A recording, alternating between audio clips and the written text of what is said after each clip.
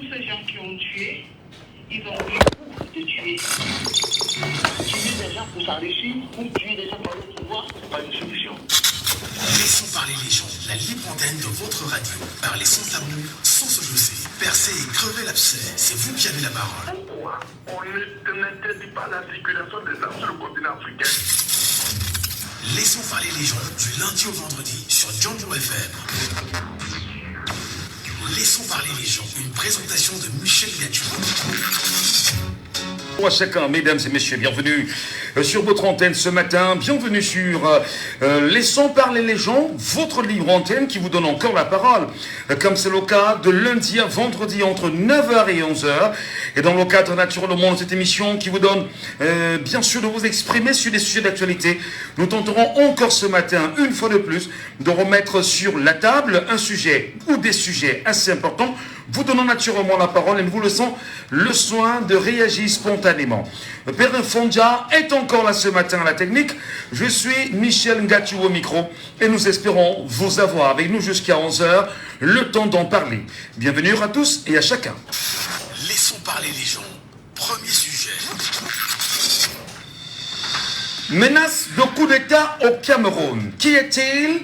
Cet homme qui depuis au moins 2 semaines aujourd'hui fait parler de lui et naturellement alerte le régime en place, alerte le chef de l'État d'une menace en ce qui concerne un coup d'État au Cameroun. Comment le Camerounais peut-il faire une lecture sur cette façon de faire, mais surtout sur cette information qui cristallise beaucoup d'attention aujourd'hui? Est-il sérieux? N'est-il pas sérieux? Le silence en même temps aujourd'hui de la grande muette n'inquiète-t-il pas? Comment vous, Camerounais, aujourd'hui, vous analysez naturellement cette sortie, cumulée à l'alerte lancée par le professeur Maurice Kamto du Mouvement pour la Renaissance du Cameroun, qui, lors de sa dernière sortie, et surtout lors de la dernière conférence de presse qu'il a donnée au sein de son parti à Yaoundé Odia, a annoncé en même temps qu'un coup d'État était envisagé, un coup d'État militaire était envisagé au Cameroun. Coup d'État au Cameroun, coup d'État à venir. Quelle lecture les Camerounais en font ce matin? Laissons parler les gens. Deuxième sujet. Le Sud, encore le Sud et toujours le Sud. Il y a quelques jours, des compatriotes camerounais ont choisi de faire entendre leur voix dans cette partie du Cameroun. D'ailleurs, alertant les Camerounais sur les nombreuses dérives auxquelles ils sont confrontés au quotidien et surtout du comportement des élites du Sud qui aujourd'hui s'arrangent permanemment à manipuler les populations du Sud. On tentera également ce matin de relire un document issu du MRC qui revient mettre au goût du jour la réalité autour des menaces sur les populations du Sud ayant choisi de se mettre du côté de l'opposition aujourd'hui. Nous en parlerons. Le Sud est-il exclu du Cameroun? Comment comprendre ce qui se passe au Sud? Mais surtout, comment comprendre l'éveil des Camerounais et des populations de ce côté? Entre réveil des populations et naturellement menace permanente, quel avenir pour les peuples du Sud Cameroun? Laissons parler les gens, libérons la parole. Nous libérons la parole au 6 74 39 79 04 ce matin. 6 74 39 79 04 ou le 6 59 92 48 83. Le premier sujet, madame, messieurs, nous revenons sur ce vidéogramme qui circule depuis des jours concernant, on va dire, entre autres, une annonce d'un Camerounais qui, voilà, s'est mis devant son téléphone alertant le chef de l'État d'une éventualité autour d'une organisation d'un coup d'État au Cameroun. Et le professeur Maurice Kamto, récemment, lors de sa dernière conférence, a pris sur lui de faire savoir aux Camerounais qu'effectivement, il y a un coup d'État en projet au Cameroun. Coup d'État, le Cameroun veut-il aujourd'hui rejoindre les autres pays africains et même du monde qui se sont toujours investis dans cette façon de gouverner? On a un premier auditeur ce matin. Allô, bonjour. Allô, Michel. Bon, c'est vrai que Raoul est avec moi. Restez avec nous, Raoul. Il y a également un autre sur WhatsApp déjà. Bonjour à vous sur WhatsApp. Bonjour, Michel Gatiou. Bonjour, Raoul, depuis Edea. Ah, il est parti. Ah, malheureusement. Alors, nous vous appelons comment vous qui êtes sur WhatsApp? Oui, je m'appelle Toko. Monsieur Toko, vous nous appelez d'où? Je vous appelle de Singapour. De Je Singapour. vous ai appelé hier de Jakarta et puis vous avez déjà fini l'émission. Donc actuellement, je suis à Singapour. Très bien. Alors, Donc, vous avez suivi forcément l'actualité, hein? Oui, j'ai suivi, j'ai bien suivi.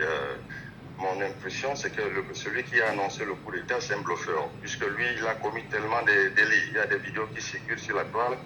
Il a découpé les Camerounais, qu'il a présenté, se présentant comme chef. On l'a mis chef dans ce village. Et cependant, il combat les invasonniers. Et aussi, en même temps, il est aussi du côté, il dit qu'il est du côté du Cameroun. Mais cependant, il ne nous montre pas de bonnes preuves. Je crois qu'il fait un chantage par rapport à son... on l'a supprimé son salaire, on a supprimé tout. Je crois que c'est pour ça qu'il fait des chantages à ces gens. Donc, pour moi, c'est sans issue. Alors, Et donc, mais à ce que je pense que le Cameroun n'est pas encore gouverné, particulièrement au sud, partout, mais ils indexent des autres gens comme les banditiers. non, on va revenir sur l'actualité du Sud dans la deuxième partie de l'émission. Nous restons sur le premier sujet. Vous dites bien évidemment pour vous que le monsieur en question qui s'est présenté serait en train de faire un chantage. À qui fait-il du chantage pour vous? Oui, il fait des chantages pour ces chefs militaires qui traitent avec lui, qui ont l'habitude de traiter avec lui, parce que c'est un groupe. C'est un groupe. Entre eux, ils font des groupes de coups et pour se munir des poches. Donc il paraît que lui, bon, actuellement, il ne mange plus et il a décidé de faire ce chantage pour les mettre au pas. Mais est-ce que ce n'est pas très grave? Est-ce que ce n'est pas très grave lorsque vous parlez de chef militaire? Est-ce que ceci ne peut pas s'accommoder à une accusation jusqu'ici qui soit infondée? Oui, justement, il y a des chefs militaires aussi qui ne sont pas pour le gouvernement, mais ils sont là pour les poches. Cependant que, mais si quelqu'un se présente et qui réussit un coup, je crois qu'il y aura une bonne partie qui vont le suivre. C'est tout cela. Bon, mais personne n'a le courage de se lever en premier moment pour faire ce coup. Mais il y a beaucoup de gens qui veulent faire des coups. Au-delà, bien évidemment, de votre analyse, vous estimez que c'est un bluffeur, mais ne devrait-on pas prendre quand même cette information très au sérieux? Ah oui, bon, on dit toujours mieux vaut un que rien, mais il faut toujours le mettre au sérieux parce que beaucoup de gens ne sont pas contents. Beaucoup de gens ne sont pas contents de la manière que ce monsieur gère le gouvernement. Surtout que ce n'est même pas lui qui gère, surtout que ce sont ses proches qui gèrent. C'est un grand-père, c'est ça, quelqu'un à cet âge, il ne pourra rien faire. Il ne peut rien faire. Donc, ses proches qui gouvernent et qui essaient d'organiser beaucoup de choses pour pouvoir se mettre plus de poches en attendant que ce monsieur dégage. Donc, je crois que c'est cela. Alors, pour finir certainement avec vous pour votre analyse également ce matin, mais comment vous appréciez quand même l'attitude de l'armée, ce qu'on appelle habituellement la grande muette, qui en pareille situation communique rapidement, alerte les Camerounais sur ce qu'on peut considérer comme étant l'unicité de la défense de façon globale, alertant les Camerounais à protéger ce qui est pour eux un acquis, le territoire camerounais. Pourquoi ce silence-là selon vous? Oui, le silence est que, bon, personne de ces gens de ce gouvernement veut se prononcer au premier moment.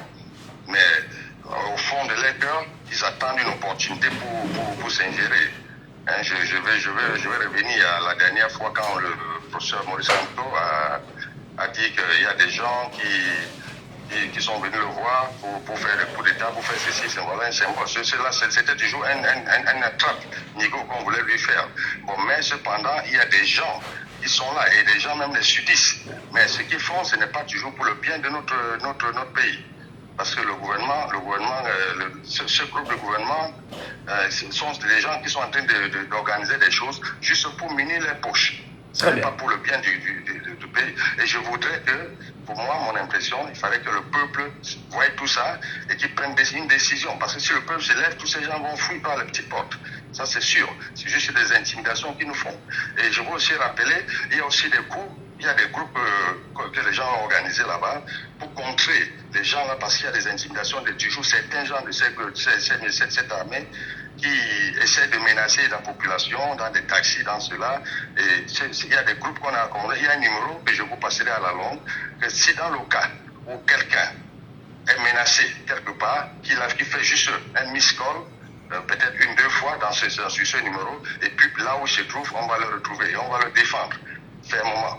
Alors, contre tous ces gens qui passent dans le flou pour menacer la population. Alors, lorsque vous parlez de l'armée, on va faire très attention parce que vous savez en réalité que tout débat concernant l'armée camerounaise au Cameroun, il faut le faire avec beaucoup de pincettes. Mais de toutes les façons, on a bien compris votre point de vue ce matin, cher monsieur, qui nous a appelé de Singapour ce matin.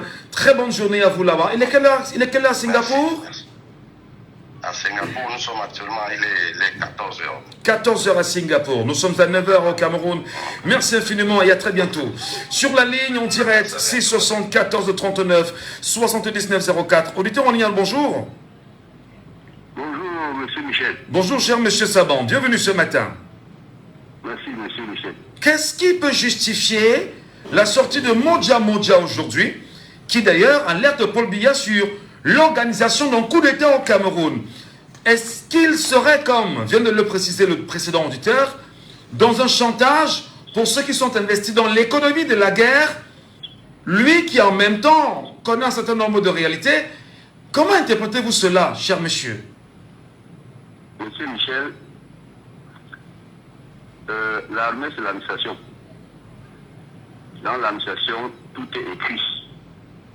Est-ce que M. Bounja qui est un militaire pour nous montrer un message dans lequel on l'invite à faire un coup d'État, à venir se joindre aux gens qui veulent faire le coup d'État? Ça, c'est de la blague. Hein? Il est juste énervé parce qu'on lui a retiré tout l'arsenal qu'il avait, avec son petit camp qu'il avait pour terroriser la population à Boya. Moi, je vis à Boya.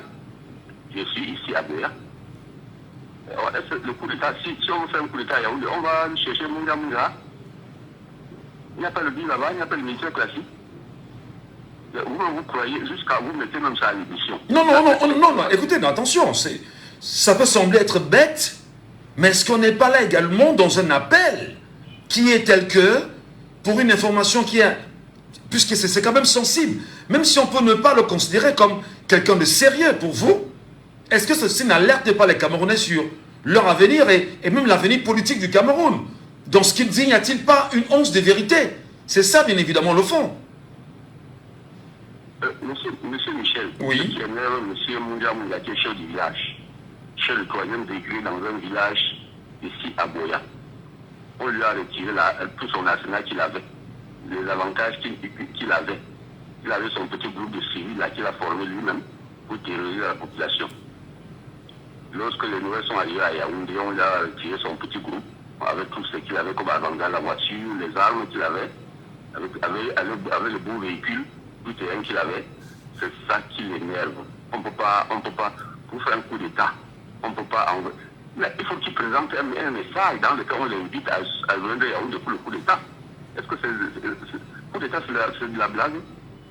Il est juste fâché. Il va aller répondre là-bas. Aussi.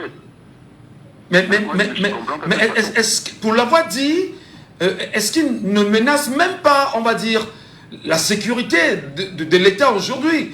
Est-ce qu'il n'alerte pas les Camerounais de ce que, voilà, le pire arrive, ou au pire arriverait? Il alerte le Cameroun pour ce qui va lui arriver. Le pire arriverait. Est-ce qu'il ne serait pas en train d'alerter les Camerounais de ce que le pire soit en train de venir? Mais lui, il alerte les Camerounais, si je ne comprends pas. C'est quoi? Il a une vision divine ou bien c'est comment? Il alerte les Camerounais sur quoi? C'est Dieu qui lui a dit de dire ça aux Camerounais ou bien il tient ces informations d'où? Moi, je ne comprends pas ça. Alors, je voudrais justement faire le lien avec la toute dernière sortie de Maurice Kamto, le professeur Maurice Kamto, qui lors de sa conférence a également fait évocation d'une éventuelle organisation d'un coup d'État militaire au Cameroun. Est-ce qu'on ne devrait pas également prendre très au sérieux, on va dire, ces réactions sur la place publique aujourd'hui et la même vocation coup d'État, coup d'État? Monsieur Michel, quand il y a une info, quand un leader comme le professeur Maurice Kamto donne une info, il doit donner les sources. Autrement dit, ça doit être juste de la rumeur. Il faut donner les sources.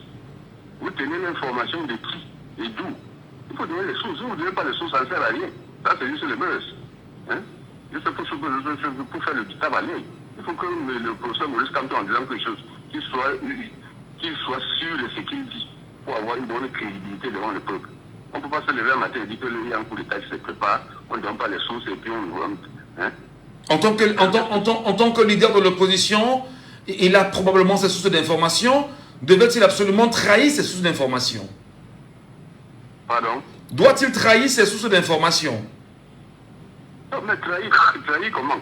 Vous pouvez donner la source sans trahir l'intéressé. Vous pouvez juste donner cette source telle. Vous n'êtes pas obligé de trahir, mais vous pouvez donner une bonne source et puis les enquêtes. C'est les enquêtes qui vont découvrir l'intéressé, qui va donner l'information. Vous n'avez pas besoin de dire que c'est Pierre Michel Gatou. Monsieur Michel Gatou qui m'a dit ceci. Non. Très bien. Merci beaucoup, monsieur Savant. Et naturellement, chacun y va de son analyse ce matin. Très bonne journée à vous. Nous poursuivons l'émission bonnement sur Jambo FM 91. Pour ceux qui nous écoutent, bien sûr, on a vu les doigts là. La fréquence est 91. Et ceux qui nous regardent sur Facebook, soyez les bienvenus. Vous nous appelez au 691 98 60 98 via WhatsApp. Et puis, vous prenez la parole en direct sur l'antenne. Et à côté, en même temps, nous tenterons bien sûr de comprendre le comportement ou encore ces déclarations de coup d'État que Modja vienne à le dire, que Maurice Kamto vienne à l'évoquer. Est-ce qu'on ne devrait pas se préparer à autre chose? Quelle lecture vous en faites? Est-ce que vous avez, vous aussi, en tant que citoyen camerounais, dont l'obligation y est de protéger la nation globalement, vous n'avez pas un point de vue sur ça? Nous vous attendons ce matin. Appelez-nous rapidement au 674 39 79 04. 674 39 79 04 ou le 659 92 48 83. Auditeur en ligne. Allô, bonjour. Allô, bonjour. Il est parti. 674 39 79 04. 674 39 79 04. Prenons l'auditeur d'abord. Allô, bonjour. Allô? Oui, bonjour, cher monsieur. Nous vous appelons comment? Bonjour.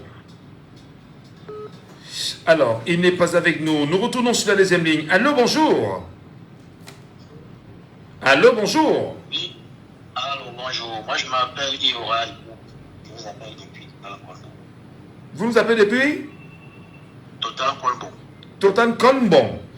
Vous êtes Camerounais, vous êtes citoyen, vous êtes pour la patrie, vous êtes pour la sécurité de notre pays. Vous avez certainement appris quand même qu'il y a des déclarations comme celles qui sont mises aujourd'hui sur la place publique, non seulement venant d'un homme baptisé Modja, mais surtout l'alerte lancée par le professeur Maurice Kamto.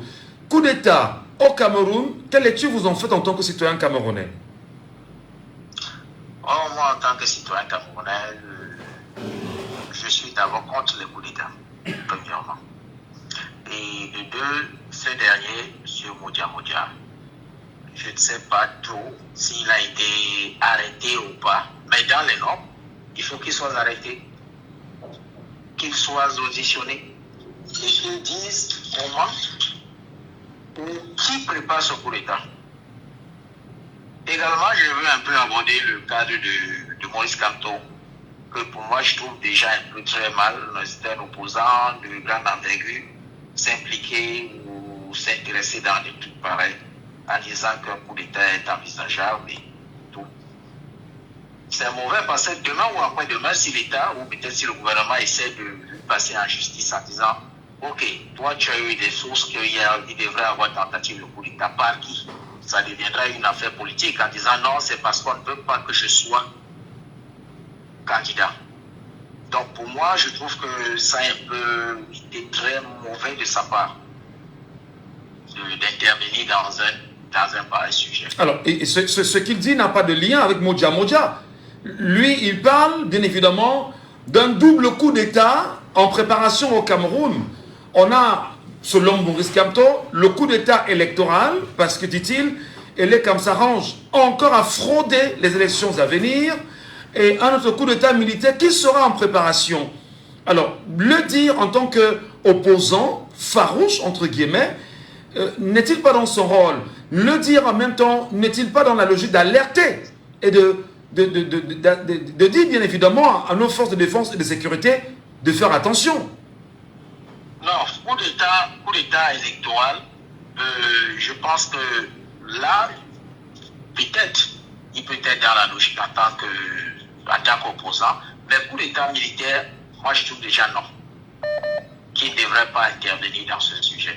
Et il y a un autre problème, parce que je l'entends un peu partout au niveau des chaînes radio, télévisées et autres, au niveau des élections à venir. S'inscrire massivement, je suis d'accord, moi-même je suis inscrit, mais cela nécessite à dire que le RDPC ne gagnera pas, non? Non, le débat de ce matin n'est pas à ce niveau. Lorsqu'on reviendra sur la question des inscriptions et les confrontations entre partis politiques, vous prendrez la parole. Alors donc pour vous, vous avez naturellement laissé votre point de vue, comme quoi vous trouvez déplacé le point de vue du professeur Maurice Kamto, et vous estimez que le dit Moja Moja devrait être entendu rapidement, c'est ça? Rapidement. Très bien. C'est ça. Merci infiniment. Très bonne journée à vous et à bientôt pour d'autres réactions. 674 39 79 04. Allô, bonjour. Allô? Oui, alors bonjour, monsieur. Bienvenue, cher monsieur. Nous vous appelons comment? Oui, c'est Donald. Nous vous écoutons, Donald. Oui. Déjà, je voudrais dire que par rapport à la sortie de M. Monja, je dirais, ce que je dirais par rapport, c'est que depuis un certain temps, des individus en mal de notoriété, en mal de personnalité, afin de paraître beau et crédible aux yeux de la population publique, utilisent une certaine, je voulais dire, une certaine métaphore dans le langage. Moi, je dis, c'est vrai, ce projet déjà avait été porté par M. Missanga Nyamdi, qui parlait de coup d'État scientifique. On a laissé passer, parce que vous connaissez tout le devoir qu'il a dans son parti politique. On a laissé passer. Aujourd'hui, on a aussi un autre leader qui utilise ces termes. Et ça laisse facile. Moi, je dis ce qu'on est en train de vouloir faire. Parce qu'on veut absolument atteindre les projets politiques. Parce que quand vous essayez un peu de regarder tout l'avenir, c'est un type de construit qu'on veut, une opinion qu'on veut construire à la population. C'est-à-dire les préparer à accepter des choses qui ne viennent qui n'est que la résultante des décisions imaginées. Parce que moi, je ne trouve pas opportun. Surtout que nous connaissons les mécanismes de dévolution du pouvoir. Alors, lorsqu'un leader, ou que ce soit un militaire, utilise des termes comme coup d'État, d'une façon ou d'une autre, il fait la promotion, je voulais dire, de l'insurrection. Et l'insurrection est interdite et condamnée. Non. Est-ce que l'utilisation du mot coup d'État, en parler, c'est fait la promotion? Déjà, l'existence, les coups d'État existent partout. Le Gabon en est une illustration parfaite. Souvenez-vous d'ailleurs que lorsque... Ce n'est pas une référence chez nous. Oui, c'est pas une référence chez nous, mais... Oui, mais est-ce qu'on interdirait les Camerounais de dire qu'il peut y avoir des velléités en ce sens-là dont il faudrait que nous fassions attention ensemble? Il ne suffit pas seulement de le dire, mais il suffit de le prouver. Parce que les décisions de prendre nos opinions pour des vérités. Et c'est ça qui n'est pas bon. Nos opinions ne sont pas des vérités. Lorsque vous utilisez les termes aussi, je voulais dire, sensibles comme coup d'État, rassurez-vous que vous avez tous les éléments capables de démontrer votre argumentaire. Sinon, vous avez une autre logique. Et moi, je dis ici, faisons très attention. C'est vrai que nous avons des visites électorales. C'est vrai que nous avons des ambitions présidentielles. C'est vrai que nous avons beaucoup d'autres ambitions. Je voulais dire, parce qu'il faut absolument, arriver au pouvoir, on va tenir des propos afin d'égayer la population, afin de faire paniquer la population. Moi, je pense qu'au Cameroun, c'était un état souverain. Mais ne peut-on pas... Est-ce que... Donald, allô Donald. Oui, mais vous ne direz pas qu'en ce qui concerne nos services de renseignement, on parle du renseignement. Et même le Camerounais a même l'obligation de renseigner dans une certaine mesure. Alors, raison de plus encore, vous venez de donner un argument. Raison de plus que si déjà cet individu, donc c'est un individu qui y a un coup d'état en préparation, s'il se renseigne auprès des autorités compétentes pour dénicher, parce qu'il faut le dire, la loi condamne ceux qui ont l'information et ne le donnent pas. Une information de nature à remettre en question l'ordre établi. Vraiment, ils sont complices. Raison de plus, monsieur. On l'a perdu, malheureusement. Prenons l'auditeur qui est avec nous sur WhatsApp. Il est en ligne, il attend depuis un petit moment. Allô, bonjour. Bonjour, monsieur Michingatou. Nous vous appelons comment, cher monsieur? Monsieur Cyril, depuis Libreville, Gabon. Bienvenue, Cyril. Ce matin, nous tentons bien sûr d'analyser les déclarations de ces dernières semaines, quand même, qui font froid dans le dos et qui ne laissent personne, on va dire, tranquille. Quelle lecture vous en faites sur les propos tenus sur l'éventualité d'un coup d'État au sommet au Cameroun? Merci, monsieur Michingatou, de me donner la parole. Merci. Je veux dire quoi? Depuis, je suis en train d'écouter votre émission, les différentes raisons, comment dirais-je, les différentes propositions, pas propositions, avis, voilà, partagés les uns des autres.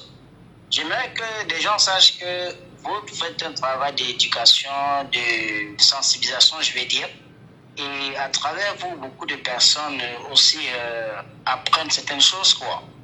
Je veux dire quoi par là? Par rapport au coup d'État éventuel qui est dit, c'est que sur certains, il y a des personnes, quand ils viennent tenir des propos, par rapport à la, on va dire quoi, par rapport à la personnalité, quoi. Je prends l'exemple très simple, M. Maurice Kamto. C'est pas une personne, on va dire quoi, c'est pas une personne, on va dire quoi, ça trempe quoi, c'est quand même une grande pointure, comme on dit. Et c'est quelqu'un qui est forcément très informé. Il est énormément informé. Et ces gens de personnes qui viennent dire, oh non, il faut qu'ils donnent, on appelle comment, sa source. Qui donne sa source. Pardon? Il y en a qui pensent qu'il doit donner sa source. On ne peut pas donner une source, que c'est impossible. Comment quelqu'un vous venir donner la source de vos renseignements, ça ne se fait pas. Même vous-même les journalistes, vous savez que c'est impossible de le faire. C'est proscrit en journalisme. Parce qu'en journalisme, on dit que qui cite sa source, la tarit. Alors, on ne peut pas vous donner une information et puis vous divulguer la source. C'est proscrit. C'est la raison pour laquelle beaucoup de journalistes aujourd'hui sont quelquefois sauvagement menacés en leur disant « Donnez-nous la source de l'information ». Et on dit chez nous, il vaut mieux mourir que de donner la source d'information. Voilà, donc c'est impossible. Donc quand je vois une personne comme M. Maurice Kamto, c'est que ce monsieur est informé de tout ce qui se passe en ce moment au Cameroun. Il est informé de tout. Même dans le gouvernement de Paul Biya, de M. Biya, le RDPC, il y a des gens qui l'informent de ce qui se passe. Et le dire, il s'est basé forcément sur quelque chose. Il y a forcément eu quelque chose qui a eu une information qui a été divulguée quelque part, qu'il a reçue. Voilà pourquoi il peut parler de ça. Et une fois qu'il peut parler de ça, ça commence à mettre un signal quoi, des uns et des autres. Et parfois même étouffer ces gens de personnes qui ont déjà on appelle comment là, cet esprit, cette pensée dans la tête. Donc, il ne faut pas que les gens viennent dire que non, ce qu'ils disent là, est-ce que c'est sûr, est-ce que c'est légitime? Non. Basons-nous d'abord en premier sur la personnalité en personne. Parce qu'il y a des personnes qui peuvent venir donner des informations. Tout ce qu'on va dire que non, l'information n'est pas lourde, elle n'est pas crédible. Par rapport aux barons, par rapport à la personnalité de la personne, ça n'a pas de crédibilité. Mais quand on voit une personne de cette trempe-là venir dire quelque chose, c'est pas anodin, c'est quelque chose qu'il ne faut pas prendre à la légère. Donc je voulais c'est mon avis quoi, que je vais apporter par rapport à tout ce que les gens sont en train de dire là. Il faut quand même qu'on puisse dire quelque chose qui est vrai. Juste parler, juste de nous bien parler. Merci beaucoup, cher monsieur. C'est le débat. Et nous vous écoutons fièrement. Très bonne journée à vous là-bas depuis Libreville au Gabon. Allô, bonjour. Allô? Bonjour. Oui, nous vous appelons comment? Joël. Joël de Nobel. Quelle lecture vous faites, bien naturellement, oui, de ce terme coup d'État qui commence à envahir l'espace public camerounais aujourd'hui. Pour moi, je ne vais pas commenter pour ce secrétaire d'État, je ne comprends pas là-dessus. Je voudrais dire qu'il faut que les gens comprennent une chose. Quand on atteint un certain niveau, comme le professeur Maurice Kamto, et quand on est censé accéder au pouvoir, on a ses sources d'information. On a des sources d'information. Donc, c'est pas le il ne le dit pas pour rien. Il a des sources d'information. Il sait de quoi il parle. Déjà que vous appelez un certain, je pense que c'est là, qui était passé une fois dans une chaîne pour rendre la route, et qui avait dit qu'il conseillerait à l'armée que s'il arrivait que le MS gagne des élections, que l'armée fasse un État. Il s'appelle le docteur Patrick Riffoy sur Equinox Télévision. Voilà, il avait dit. Et vous pensez que c'est simple? Il avait dit aussi comme ça? Je ne pense pas. Il n'avait pas dit, ce n'était pas un hasard, il n'avait pas dit comme ça. Et d'ailleurs, il n'était pas seul à avoir cette idée-là. Il y en a également qui ont fait la même déclaration. Donc, ces gens d'en face, je veux dire, ces gens au pouvoir aujourd'hui, c'est eux ou rien. Ça veut dire que ou c'est eux, ou alors eux, ils préfèrent que ce soit l'armée. Voilà le système. C'est ce qu'ils veulent. Et c'est ça, justement, que le professeur Maurice Kamto est en train de vouloir sensibiliser les gens, que les gens comprennent de quoi il s'agit. Donc, on n'est même pas en bateau, tous ces gens qui viennent nous raconter comment non, il n'a pas le pouvoir. Non. Il a eu certaines autorités, il peut le dire, jusqu'à sa source d'information. On ne peut pas être un opposant et être un vrai opposant sans avoir des sources d'information. Et je vous rappelle que la majorité de ces sources d'information viennent même du temps de ma face. Parce qu'on est dans un système aujourd'hui où on est dans la nuit des longs couteaux. On est dans la nuit des longs couteaux. Et puis ça se bagarre, entre eux, ça se bagarre. Alors, il y a un auditeur tout à l'heure qui a fait une évocation quand même assez particulière. Disons que juste après 2018, après avoir déclaré sa victoire à l'élection présidentielle de 2018, et que ceci lui soit volé, selon ses propres termes, qu'un groupe d'individus s'est rapproché de lui pour lui demander, voilà, d'organiser une insurrection militaire. Et ce qu'il a refusé, se rapprochant d'ailleurs des autorités même camerounaises, jusqu'ici, personne n'a jamais levé le petit doigt. De cette anecdote, et jumelée à cette déclaration d'aujourd'hui, quelle lecture vous en faites du silence même de la grande muette camerounaise? Silence coupable, tout simplement. Silence coupable pour vous? Oui. Très bien. Merci, c'est votre point de vue et nous respectons. Vous êtes Camerounais, c'est le débat. Merci à vous, Joël. Très bonne journée depuis Nebel. 6 74 39 79 04. 6 74 39 79 04. Allô, bonjour. Allô, Michel. Oui, bonjour, Raoul. Oui, en personne. Nous vous reconnaissons par la voix. Raoul qui nous écoute depuis Edea. Toujours. Bienvenue ce matin, Raoul. Merci bien. La lecture, bien évidemment, que vous faites, vous, en tant que citoyen camerounais, coup d'État, coup d'État, coup d'État, n'avez-vous pas peur? Mais Michel, vous voyez, ce que c'est aujourd'hui, quand je vois les Donald venir taper la bouche là, vous leur posez les questions, ils n'arrivent pas à répondre. Ils sont tous les gens qui défendent l'indéfendable. Est-ce que c'est Cameroun? Les réseaux l'ont dit. Qu'est-ce qu'on a fait? Pourquoi Donald ne demande pas qu'on n'a pas enquêté sur le feu pour ses propres paroles? Pourquoi il vient demander un homme politique de la Camp de Maurice Kamto qui doit s'expliquer? Parce qu'il a vu, est-ce qu'on doit, un opposant à ce niveau, est-ce qu'un pays au niveau du Cameroun, à la fin du règne d'un 42 ans de mandat, est-ce qu'il est interdit qu'un coup d'État doit être préparé? Ce n'est pas interdit, c'est une proposition. Et monsieur Michel, je vous rappelle, mettez-vous en tête, au lieu que les gens du RDPC perdent le pouvoir, ils vont le passer aux militaires. Donc, c'est même pas discuté. Alors, vous préparez les Camerounais en leur disant ça? Oui. Mais pourquoi? Qu'est-ce que le militaire a à y voir au pouvoir? On sait qu'il y a des transitions dans des pays comme au Tchad, comme au Gabon, comme tout ce qui se passe aujourd'hui dans les États de l'AES. Oui. Vous dites justement que... Oui. Oui. Ce sont les colons. quand les colons voient que le pouvoir va au civil, au vrai civil, ils basculent vers les militaires pour prendre le souffle. C'est les méthodes des colons. Regarde tous les pays. Vous allez voir que c'est la même chose.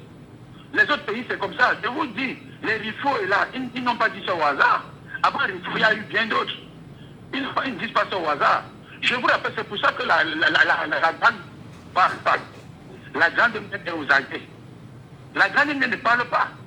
Sauf si le Cameroun est un pays trop chanceux. Et c'est la population qui peut tout faire parce que les militaires ne peuvent pas tirer sur 30 millions de Camerounais, sur plus de 33 millions de Camerounais. C'est la population qui peut remettre le pouvoir civil au Cameroun. Si ce n'est pas la population qui remet le pouvoir civil au Cameroun, les gens du RDP, vous voyez les donateurs, ils sont nombreux. Vous voyez les thèmes.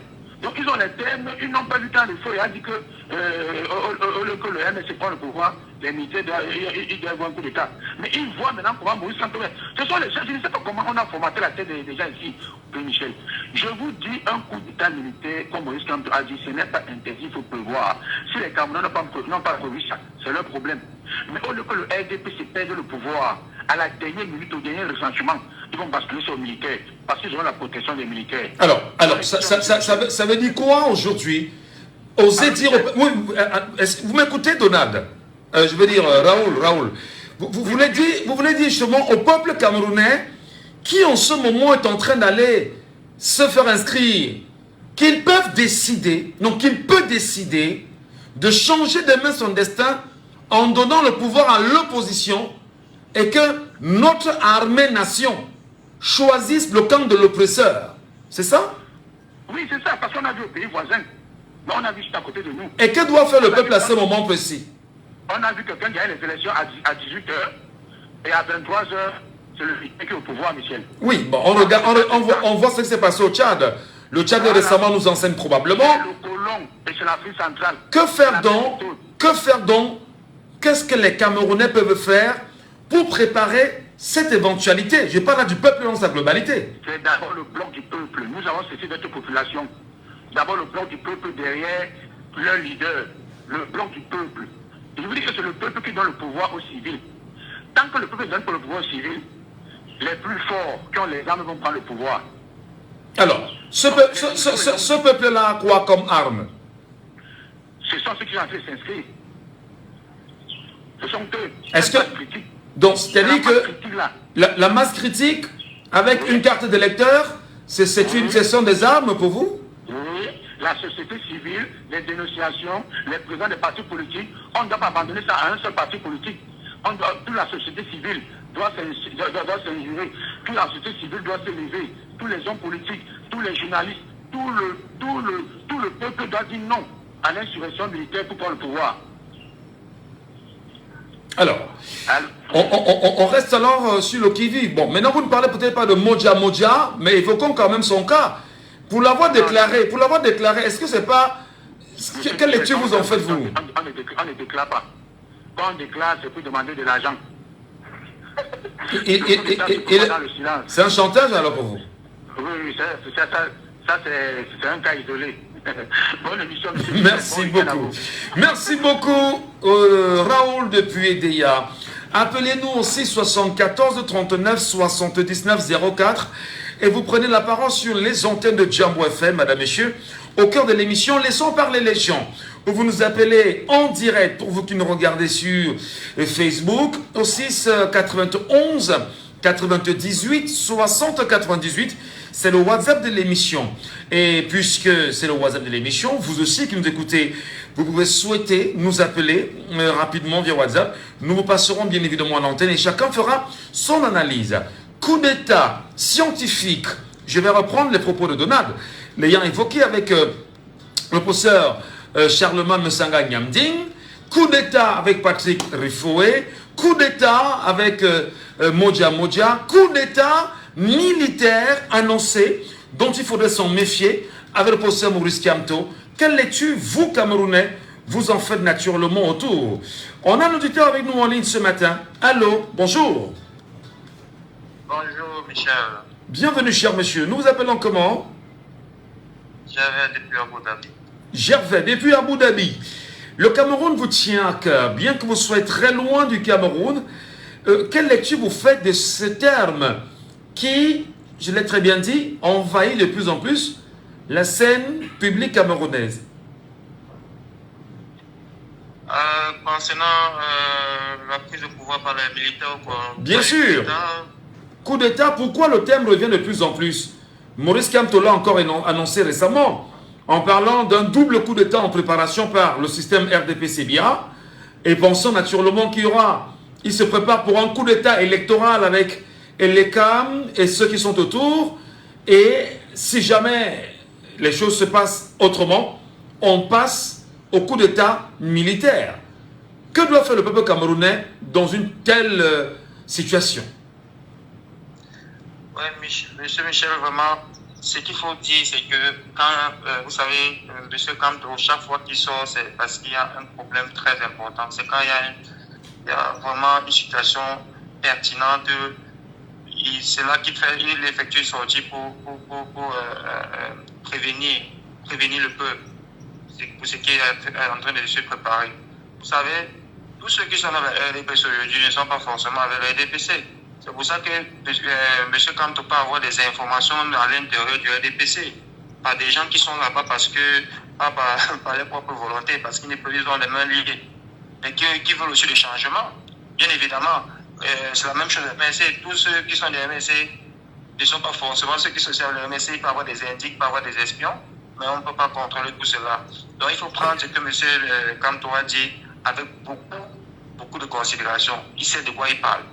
Ça veut dire que dans les précédentes interventions que j'ai eu à faire, j'avais souligné que le RDPC était prêt à tout pour ne pas perdre le pouvoir. Quand je dis tout, dans tout, il y a même le coup d'État. Ça veut dire que si quelqu'un était venu à Mondo Vision déclarer que si Kamto gagnait le pouvoir, il conseillerait les militaires de faire un coup d'État. Ça veut dire pour eux, c'est tout sauf Kamto, c'est tout. C'est-à-dire, il faut que le RDPC reste là-bas parce qu'ils ont des intérêts à protéger. Donc, il faut que le peuple camerounais s'attende à ça. On s'inscrit sur la liste électorale comme on le fait, mais ça ne va pas rester là.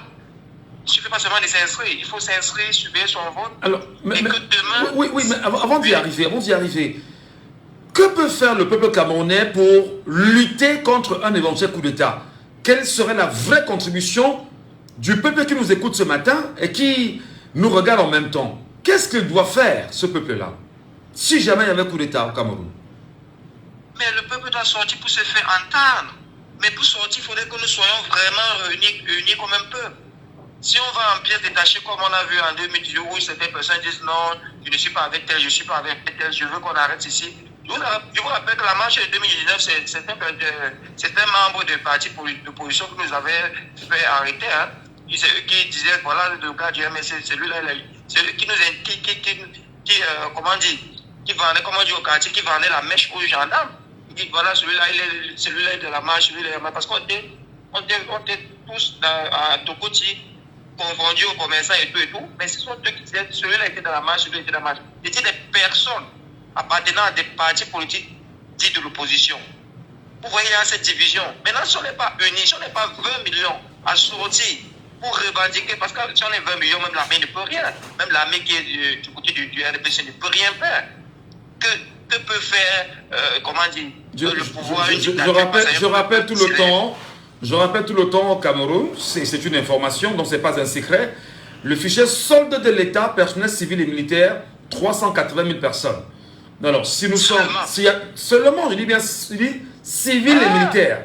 Donc, c'est pas... Le dire, ce n'est pas... C'est pas une provocation, mais c'est une information. Donc, c'est reconnu. 380 000 devant 30 millions de Camerounais. Il faut bien qu'on soit d'accord. Ça ne vaut rien, exactement, je suis d'accord avec vous. C'est pour dire qu'il faut déjà qu'on soit 30 Camerounais. 30 millions de Camerounais, autant pour moi. Il faudrait déjà que nous soyons 30 millions de Camerounais on doit avoir la même vision. Si on a dit le changement, sortons tous pour le changement. Sortons tous pour le changement. Mais si certaines personnes vont rester pour dire non, voilà, parce que moi je suis très déçu quand j'entends encore des jeunes. Je vois encore des jeunes qui soutiennent le RDPC. Non, les gens sont libres de choisir ce qu'ils veulent. Vous voyez un peu, nous sommes en démocratie. Les gens sont libres de vous dire que... Ils sont même libres de vous dire que... Voilà. Vous devez être neutre, Mais vraiment, Michel, soyons sérieux. Soyons sérieux. Est-ce qu'on va encore dire à un jeune aujourd'hui qui soutient l'oppresseur que tu es libre? Est-ce que nous auditeurs qui apprenons à faire ça? Vous, c'est normal parce que vous ouvrez l'antenne à tout le monde. Vous êtes obligé d'être neutre pour avoir tout le monde. Sinon, on va dire qu'on va commencer à dire vous êtes à gauche, vous êtes à droite. Mais vraiment, est-ce que vous pensez que nous, on va vous accompagner dans ce sens-là? C'est-à-dire, il y a quelqu'un qui nous tue depuis 42 ans. Moi, je viens prendre la parole. Je dis oui, les livres de défense sont partis. Non. Aujourd'hui, le Cameroun est dans une situation tellement grave. On ne peut plus se permettre ce genre de choses. Il faut qu'on apprenne à sortir notre visage. On retire nos masques et on dit oui. Voici celui qui est l'homme de la situation. Et nous tous, on doit être là-bas. Les gens peuvent prendre ça comme un discours, je ne sais pas quoi. Ça les regarde, mais on a tellement supporté. On est tellement resté dit, oui, vraiment, la liberté d'expression, chacun est libre. Mais ça nous a mené où? C'est pour ça qu'il a fait 42 ans. Parce qu'il y a des gens qui te disent, ils souffrent, mais ils te disent que oui, Pobia c'est mon père, oui, Pobia vraiment. Non, on doit arrêter ça. On doit arrêter ça. Et on doit être, si on n'est pas correct avec nous-mêmes, on ne peut pas changer. On ne peut pas évoluer. On ne peut pas. Très bien. Donc, pour finir, oui, naturellement, oui, allez-y. Pour chuter. La question à savoir qu'est-ce que le peuple doit faire. Le peuple doit rester uni et savoir que voilà l'objectif.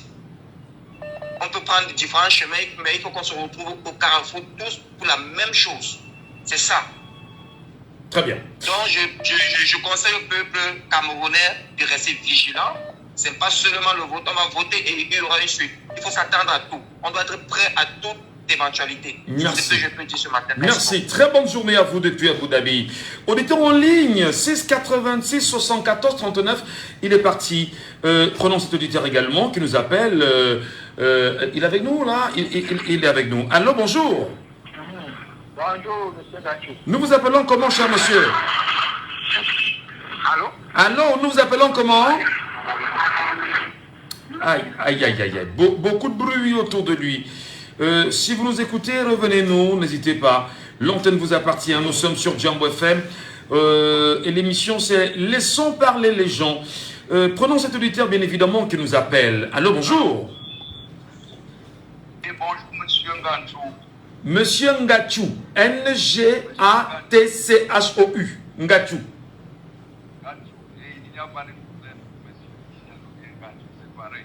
Voilà. Nous sommes très heureux naturellement ce matin de vous avoir sur les antennes de Jambo FM. Vous voulez absolument réagir au débat de ce matin? Ok, oui, effectivement. Oui, je disais par rapport au coup d'État et par rapport aussi à la sortie du président Maurice Kamto, ce qui est là que concernant le coup d'État est déjà là. Comment ça? Est déjà là. Comment ça? Depuis 2019, les Camerounais ne se posent pas des questions que mais les hautes instructions du chef de l'État. Est-ce que depuis nous voyons M. Biya, est-ce que le Cameroun, si M. Biya était encore M. Biya comme auparavant, avec la lutte que le pays est en train de partir en couille là, M. Biya aurait déjà fait des discours, mettre des points sur les i. Mais nous constatons aujourd'hui que M. Biya, ce n'est plus lui qui dirige le Cameroun. Nous avions tous vu au sommet des États-Unis, Afrique, comment M. Biya ne se reconnaissait même pas. M. Biya ne connaissait même pas où il était. Ça nous a montré encore la vacance au pouvoir. Donc, ce qui concerne le coup d'État, ce sont le clan des RDPC qui sont en train de diriger le Cameroun. Et actuellement, le clan RDPC a peur de la population, a peur de la façon que les peuples camerounais sont en train de s'inscrire, ils sont en train de s'imposer pour vouloir s'inscrire sur des listes électorales parce que le RDPC voit 42 ans au pouvoir qui n'ont du tout rien fait. Et qu'est-ce qui pourra peut-être leur faire conserver le pouvoir? C'est de chercher seulement à créer, c'est de chercher maintenant à faire des coups d'État militaires comme un membre du RDPC l'a dit sur Equinox, en disant que si le MRC prend le pouvoir, sachez que oui, des militaires seront en possession de faire un coup d'État pour que le MRC ne dirige pas le Cameroun. Donc on comprend aujourd'hui que oui, le coup d'État a été déjà fait depuis 2019. Le dit justement, son tient à votre analyse justement ce matin, le Cameroun vit déjà sous le coup d'État. Oui, Alors, le Cameroun vit déjà sous le coup d'État. c'est une autre forme de coup d'État très administrative autant pour moi. Oui, c'est une autre forme de coup d'État administratif. Parce que le Cameroun est dirigé par qui? C'est qui décide maintenant du Cameroun? On nous parle de haute institution de chef de l'État. Mais ce chef de l'État-là, il est où? Il est où on ne le voit pas, il ne parle pas. Mais Ngongo a pris tout à sa charge. Ngongo est aujourd'hui celui-là qui dirige le Cameroun. Que des Camerounais arrêtent peut-être de dire que oui, c'est Paul Biya. Ce n'est pas M. Biya. C'est Ngongo avec sa femme, avec la femme de M. Biya qui dirige le Cameroun. Bon, ça c'est vous, c'est vous qui le dites. Je voulais simplement rappeler que oui, je rappelle simplement que c'est le secrétaire général à la présidence de la République qui a une délégation, qui bénéficie d'une délégation de signature. Comme tous les SGPR qui sont passés par là, tous ont bénéficié justement de cette délégation de signature. Je rappelle que la première dame, la femme du président de la République, n'est pas élue, ce n'est que la femme du chef de l'État. Le dire, je dis en même temps, vous assumez vos propos. La radio n'a pas de position dans ce que vous dites. Poursuivez votre argumentaire, cher monsieur. Oui, j'ai poussé mon argument en disant que oui, c'est M. Ngongo qui dirige, c'est moi qui dis. Et des Camerounais sont tous au courant. Et ce régime savent ça aujourd'hui. Parce qu'il est inadmissible. Il y a eu récemment le sommet des chefs d'État de la SEMA. C'est qui a présenté le président Paul Biya, alors que c'était le premier ministre qui devait le représenter. Mais qui a présenté Paul Biya? Ce n'est pas Ngongo. Ça veut dire que c'est lui qui dirige le Cameroun. C'est lui qui dirige le Cameroun. Lui-même le sait aujourd'hui que Paul Biya n'a plus de force. Paul Biya ne peut plus prendre une décision. Donc toutes ces décisions prises par l'État camerounais n'est pas peut-être prise par M. Biya, n'est pas signée par M. Biya, c'est signé par M. Ngongo. Alors, qui dirige le Cameroun. Alors, après 42 ans, eux-mêmes ils savent que Paul Biya est déjà sénile. Paul Biya n'a plus ses facultés moratoires. Paul Biya est aujourd'hui comme une statue plantée. Paul Biya aujourd'hui, il peut faire les 7 on pourrait justement vous rechercher pour outrage au chef de l'État et même à l'âge du chef de l'État. Donc faisons très attention à ce que nous disons. Paul Biya, quoi qu'il en soit, au moment où nous parlons, est encore aux affaires. Il est président de la République. Il a lui-même signé une délégation de signature faisant de Ferdinand Ngongo son collaborateur. Auditeur en ligne, allô, bonjour. Bonjour, monsieur Michel. Soyez les bienvenus, cher monsieur. Nous vous appelons comment? Je suis Rameau de la F-Pentagon. Rameau. Oui, monsieur Michel. Le Camerounais devrait-il avoir peur d'un coup d'État éventuel au regard de la citation qui écume la place publique aujourd'hui? Comme l'a pu bien dit le précédent auditeur, moi je suis très d'accord avec lui. Je suis très d'accord avec lui. Vous êtes d'accord, mais quels sont vos arguments? Oui, je suis d'accord. Le coup d'État existe depuis 2010. Vous avez dit les précédents, il y a certaines personnes qui ont fait comme Ngongo. Mais ça n'a pas aussi mis long que ça. Donc, le coup d'État existe depuis. Alors, les Camerounais de prendre le déferment. Alors, le peuple camerounais a-t-il compris donc? Si on s'en tient à ce que vous dites. Compris, parce que, apparemment, s'ils avaient compris, je ne pense pas qu'ils auraient laissé faire. Bon, si les Camerounais, s'ils ont compris et qu'ils laissent faire, là, c'est leur problème, ils n'ont pas fait plainte. Donc, en temps normal, le coup d'État existe depuis 2010. Parce que si Paul Biya était encore sur pied, comme on ne pourrait pas accepter, il y a beaucoup de dérives aujourd'hui, des choses que le président ne pouvait pas accepter que ça se passe aujourd'hui. Alors, vous voyez un monsieur comme monsieur Samuel Eto'o qui résiste. Monsieur Samuel Eto'o résiste à Paul Biya. Il résiste il était à qui il résiste. Parce qu'on ne pouvait pas résister à Paul Biya s'il était vraiment sur ses deux pieds. Alors, est-ce que vous voulez nous dire, bien évidemment, que, puisque vous faites votre analyse, et puis nous respectons, coup d'État scientifique en place, et qui serait bien évidemment en trait d'union avec un coup d'État militaire, si on s'en tient à tout ce qui est dit sur la place publique aujourd'hui? C'est un coup d'État scientifique. Monsieur Messanga Nyandé a attiré l'attention des Camerounais depuis cette affaire-là. Ce qu'au-delà scientifique, personne n'a levé le petit doigt. Ce qui a fait qu'on l'a radié du RDPC. Donc, c'est des personnes qui ont vu ça depuis. Ils ont vu ça venir. Et puis, ça peut s'installer. Donc, quand on parle de ça, le coup d'État, même si ça arrive, ce n'est pas aujourd'hui que ça va arriver. C'est arrivé depuis. Alors, donc pour vous, c'est déjà là. Le coup d'État est là. Et qu'est-ce que vous dites au peuple camerounais qui vous écoute ce matin? Qu'est-ce que vous dites à vos compatriotes qui vous écoutent ce matin?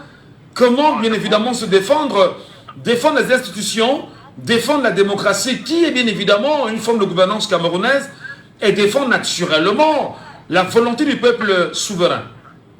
Alors, je vais juste dire à mes concitoyens de s'élever comme un seul homme et défendre ce qui se passe là. Ou à défaut, on va se pleurer, comme on a fait pleurer. Ouais. Très bien. On doit être vigilant. Merci beaucoup.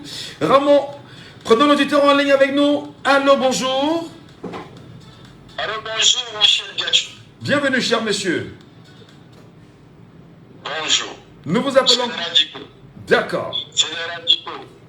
Mais votre nom même, c'est quoi? Parce que quand vous dites radicaux, nous, ça nous fait un peu peur quand même à la radio. On peut nous dire, c'est là que vous recevez les radicaux, des gens qui sont contre l'État. Hein? Vous voyez? Ne vous inquiétez pas, mon nom est déjà dans la table, sur la table d'Atarendi depuis 2018. Ah, d'accord. Donc, il vous reconnaît comme étant le radical. Voilà, et c'est que les radicaux, c'est un groupe de Camerounais qui veulent le changement obligatoire sans hésiter. Très bien. Donc, vous en faites partie aujourd'hui, vous vous reconnaissez comme étant un radicaliste qui ne négocie pas le changement au Cameroun. C'est ça. 2025, c'est la dernière chance. Alors, parlons bien évidemment de cet terme coup d'État. Je reviens toujours sur Modja, que ça plaise ou non. Il a fait une alerte, demandant au chef de l'État de faire attention, indexant les hauts gradés quand même de l'armée aujourd'hui. Et quand je dis l'armée, je ne sais pas des colonels dont il a fait évocation. Et rappelant même qu'il y a des gens qui sont autour de lui, qui sont prêts naturellement à faire cela. On a appris également qu'il y avait eu un coup d'État scientifique en préparation au Cameroun pour reprendre les propos de Pascal Charlemagne Messanga Nyandé. On a eu Patrick Riffoé, qui d'ailleurs, aujourd'hui au moment où nous parlons, est en justice pour ses déclarations. On a eu le professeur Maurice Kamto qui récemment encore parlait de faire attention à un coup d'État militaire. Est-ce que le Cameroun vit dans un coup d'État, déjà, comme le pensent certains, ou les Camerounais devaient se préparer à le vivre de façon militaire dans les jours qui arrivent? Le coup d'État est depuis le 19 janvier, depuis 2019, quand on a parlé de délégation de signature, après les élections présidentielles, pour dire un coup d'État. Donc, réellement, le coup d'État militaire, on n'annonce pas. Ça se fait. Donc, c'est la distraction. Vous avez vu les chefs traditionnels qui se sont sortis dans le sud après le coup d'État au Gabon pour dire qu'ils ont fait 15 jours de rituel pour chasser le coup d'État au Cameroun. Donc, le coup d'État n'aura pas lieu. Nous irons aux élections en 2025. Tout ça, c'est la distraction. Allez vous inscrire massivement sur les électorales et allez voter et contrôler les urnes. Et là, il n'y aura pas de coup d'État si vous gagnez, parce que Rifo l'a très bien dit que même si l'opposition gagne, pour parler du MRC et Maurice Kamto, ils vont activer le levier de l'armée pour prendre le pouvoir. Rifo l'a dit, il y a 3 ans, le docteur Rifo, mais Rifo, je pense qu'il le représente lui-même. Il ne représente pas le peuple camerounais qui sont en train de s'inscrire massivement sur les électorales. Mais est-ce que les Camerounais seraient prêts? Est-ce que les Camerounais seraient prêts à lutter et à défendre le pays contre un éventuel coup d'État? Ont-ils la poigne nécessaire? Monsieur Michel Gachou, les radicaux, nous sommes sur le terrain et le nord du Cameroun, nous avons 250 000 étudiants qui nous ont rejoints et qui sont prêts à aller défendre les voix. L'essentiel aujourd'hui, c'est aller voter en 2025 et surveiller et attendre le déploiement et avoir les résultats des sorties des urnes, village par village, arrondissement, département et province. On va accompagner le président Kobia au village. Comme il a dit, il ne sait pas là où aller en 2025. tu vas aller au village. Nous allons l'accompagner au village. Très bien. Merci beaucoup, El Radico. Nous l'avons suivi pour votre intervention ce matin. Madame, Messieurs, dans un instant, nous passerons bien évidemment au deuxième sujet. Mais avant, la pause. On ne peut pas en parler avec énergie sur Jam.fr. On ne peut ne pas aborder les sujets qui coiffent. On ne peut ne pas se fâcher face aux réalités qui nous entourent. Laissons parler les gens. Tous ces gens qui ont tué, ils ont pris goût de tuer. Tuer des gens pour s'enrichir ou tuer des gens par le pouvoir, c'est pas une solution. Laissons parler les gens. La libre antenne de votre radio. Parlez sans tabou, sans se jausser. Percez et crevez l'abcès. C'est vous qui avez la parole. Pourquoi on n'interdit pas la circulation des armes sur le continent africain? Laissons parler les gens du lundi au vendredi sur Jam.fr. Laissons parler les gens. Une présentation de Michel Yachou. On ne peut pas en parler avec énergie sur Jam.fr. On ne peut ne pas aborder les sujets qui coiffent. On ne peut ne pas se fâcher face aux réalités qui nous entourent. Laissons parler les gens. Tous ces gens qui ont tué, ils ont pris goût de tuer. Laissons parler les gens. Deuxième sujet. Et bien sûr, dans ce deuxième sujet, mesdames et messieurs, ce matin, nous reviendrons sur des déclarations des Camerounais qui se sont fait entendre à travers un vidéogramme dans le sud de Cameroun. Et un vidéogramme qui fait couler beaucoup d'encre et de salive et interpelle les Camerounais sur l'avenir du Cameroun dans le sud Cameroun aujourd'hui. Nous avons pris sur nous, naturellement, de vous faire réécouter simplement ici ce matin ces déclarations de ces Camerounais du sud qui disent en même temps rejoindre le mouvement pour la renaissance du Cameroun aujourd'hui. Et au-delà de cette action, vous les entendrez, ils disent des choses assez incroyables, exceptionnelles. Tendez l'oreille et nous les écoutons.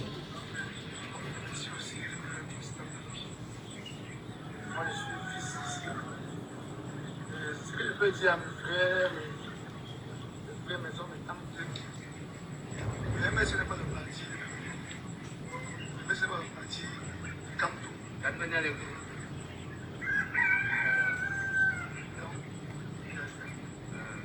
c'est un parti d'Amérique. Mais ce n'est pas le parti de Camto. C'est l'idéologie qu'on doit suivre. Moi, j'ai assisté d'une manière indirecte à la création de ce parti. Il y a le centre au suprême. Donc, vous savez, quand on n'était même pas là, quand on cria, là, c'est vraiment été compté. Étant leader, ne croyons pas que le MSC est un parti américain. Non, c'est comme moi, c'est l'idéologie. Si on veut rapporter le développement chez nous, dans le Cameroun entier, on doit sauver l'idéologie. Ne fixons pas sur le fait qu'il est américain, non. Encore que, comme nous sommes là dans le cadre d'une causerie, encore que le tribalisme ici est exacerbé par nos propres élites qui tirent profit du système. Oui, c'est eux qui viennent faire, n'est-ce pas, qui vont dans les villages pour dire n'allez pas dans cette affaire. Ils manipulent l'opinion.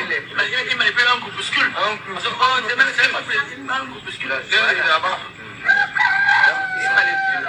Le peuple boulanger est un peuple hospitalier, social et sociable. Voilà.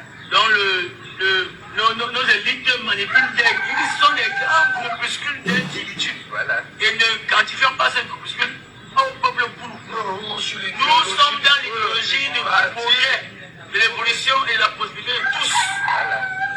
Vive le MSC. Vive le MSC. Et à part le NDPC. Camto notre président. Bon, et là, bien évidemment, vous l'avez suivi. Ce sont des compatriotes camerounais dans le sud Cameroun qui se sont fait entendre à travers ce vidéogramme. Et nous allons bien évidemment ce matin relire une déclaration quand même qui a été faite par le régional du Sud au Cameroun, du mouvement pour la renaissance du Cameroun, qui fait une déclaration, permettez-moi bien sûr de vous la relire, dans la journée du jeudi 9 mai 2024, aux environs de 14h30, au village Adjap Bieng, dans l'arrondissement des boulevards 1er, le village maternel du secrétaire communal à Sigilin Mathieu, pendant qu'il entretenait ses frères, ses sœurs, ses tantes et oncles sur sa nomination, le sous-préfet des Bolova 1er, monsieur Benga Foreman, accompagné d'une escouade de policiers, tous armés, chapeautés par le commissaire du 4e arrondissement, monsieur Bibiang Albert Yves, ont fait irruption dans leur domicile familial. Après leur avoir posé des questions sur leur présence dans ces lieux, ils ont embarqué sans aucun titre ni mandat le secrétaire communal Manu Militari, tout en demandant arbitrairement au reste de la famille de quitter les lieux pour aller où, peut-on se demander. Informé de cette situation, le départemental de l'Anvila, M. Evina Engato, Narcisse et moi-même, d'ailleurs pour celui qui est signataire de cette lettre, nous nous sommes rendus au commissariat où nous avons trouvé notre collaborateur illégalement retenu. Plus grave, en train d'être entendu sans aucun motif autre que son appartenance au MRC. Quelque temps après, il a été libéré. Le dimanche 12 avril 2024, en son absence, une convocation est adressée à M. Assigui Lin Mathieu à se présenter au commissariat le lundi 13 avril 2024 à 13h30 00 est remise à son père. Le lundi 13 avril 2024, le président de la sous-section RDPC de Ngalan, M. Minko Achille, accompagné de ses deux militants, M. Nti Monti et Ayan Serge, sont arrivés chez lui, l'ont menacé de mort, lui disant « Comme vous voulez la guerre, on va vous faire la guerre ». Après cette violation de domicile suivie des menaces de mort, comme si cela ne suffisait pas, ces deux éléments du commissariat du 4e arrondissement, qui n'ont pas pu être identifiés, sont venus le séquestrer afin de le contraindre à signer les procès-verbaux d'une audition menée sans que la victime ne se soit fait notifier ses droits et sans qu'il soit assisté ni de son conseil, ni de ses avocats. Y étant, il a été forcé à signer les dits documents. Toutes ces manœuvres machiavéliques visent à faire taire toute voix dissidente et notamment toute trace du MRC dans le Sud, notamment après la vague de démissions des responsables du parti au pouvoir et qui frappe aux portes du mouvement pour la renaissance du Cameroun à l'approche des élections municipales, législatives et présidentielles de 2025. Depuis sa création, le petit parti a déjà souffert de toutes les formes de barbarie du régime. Mort, tir à balles réelles, torture physique et morale grave, séquestration, condamnation autant pour moi illégale et arbitraire, d'ailleurs reconnue et par le groupe de travail sur la détention arbitraire de l'ONU, ostracisme administratif et policière, haine judiciaire, etc. Des dizaines d'otages politiques du MRC sont encore retenus dans les prisons du Cameroun. Cependant, nous les militants du MRC, dans la région du Sud et les populations du Sud, n'allons pas céder aux intimidations des gens à qui la peur de perdre le pouvoir a manifestement fait perdre la raison. Nos frères et sœurs du Sud doivent sortir de leurs rêves qui n'ont produit ni développement, ni progrès dans notre contrée. Par leur comportement anti-républicain, antidémocratique et qui viole la Constitution et les lois de la République sous le regard complice des autorités administratives, policières et judiciaires qui d'ailleurs leur prêtent main forte par carriérisme et par soumission aux élites politiques villageoises du RDPC. Les militants du parti de M. Paul Biya font peser injustement sur les populations du Sud le poids de l'échec d'un régime dont les principaux dignitaires viennent de toutes les régions du Cameroun. Nous, les démocrates et partisans du changement, pour l'alternance dans les urnes et dans la paix en 2025, originaires du Sud, exigeant que notre droit d'inventaire sur les 42 ans de gestion désastreuse du RDPC soit respecté. Le Soudanais responsable ni de l'échec de M. Paul Biya, ni du bilan catastrophique du RDPC. La barbarie politique que le pouvoir entretient dans le Sud n'est pas bonne pour l'image des populations du Sud, dont l'ouverture aux urnes, dont l'ouverture, autant pour moi, aux autres Camerounais et même étrangers est légendaire.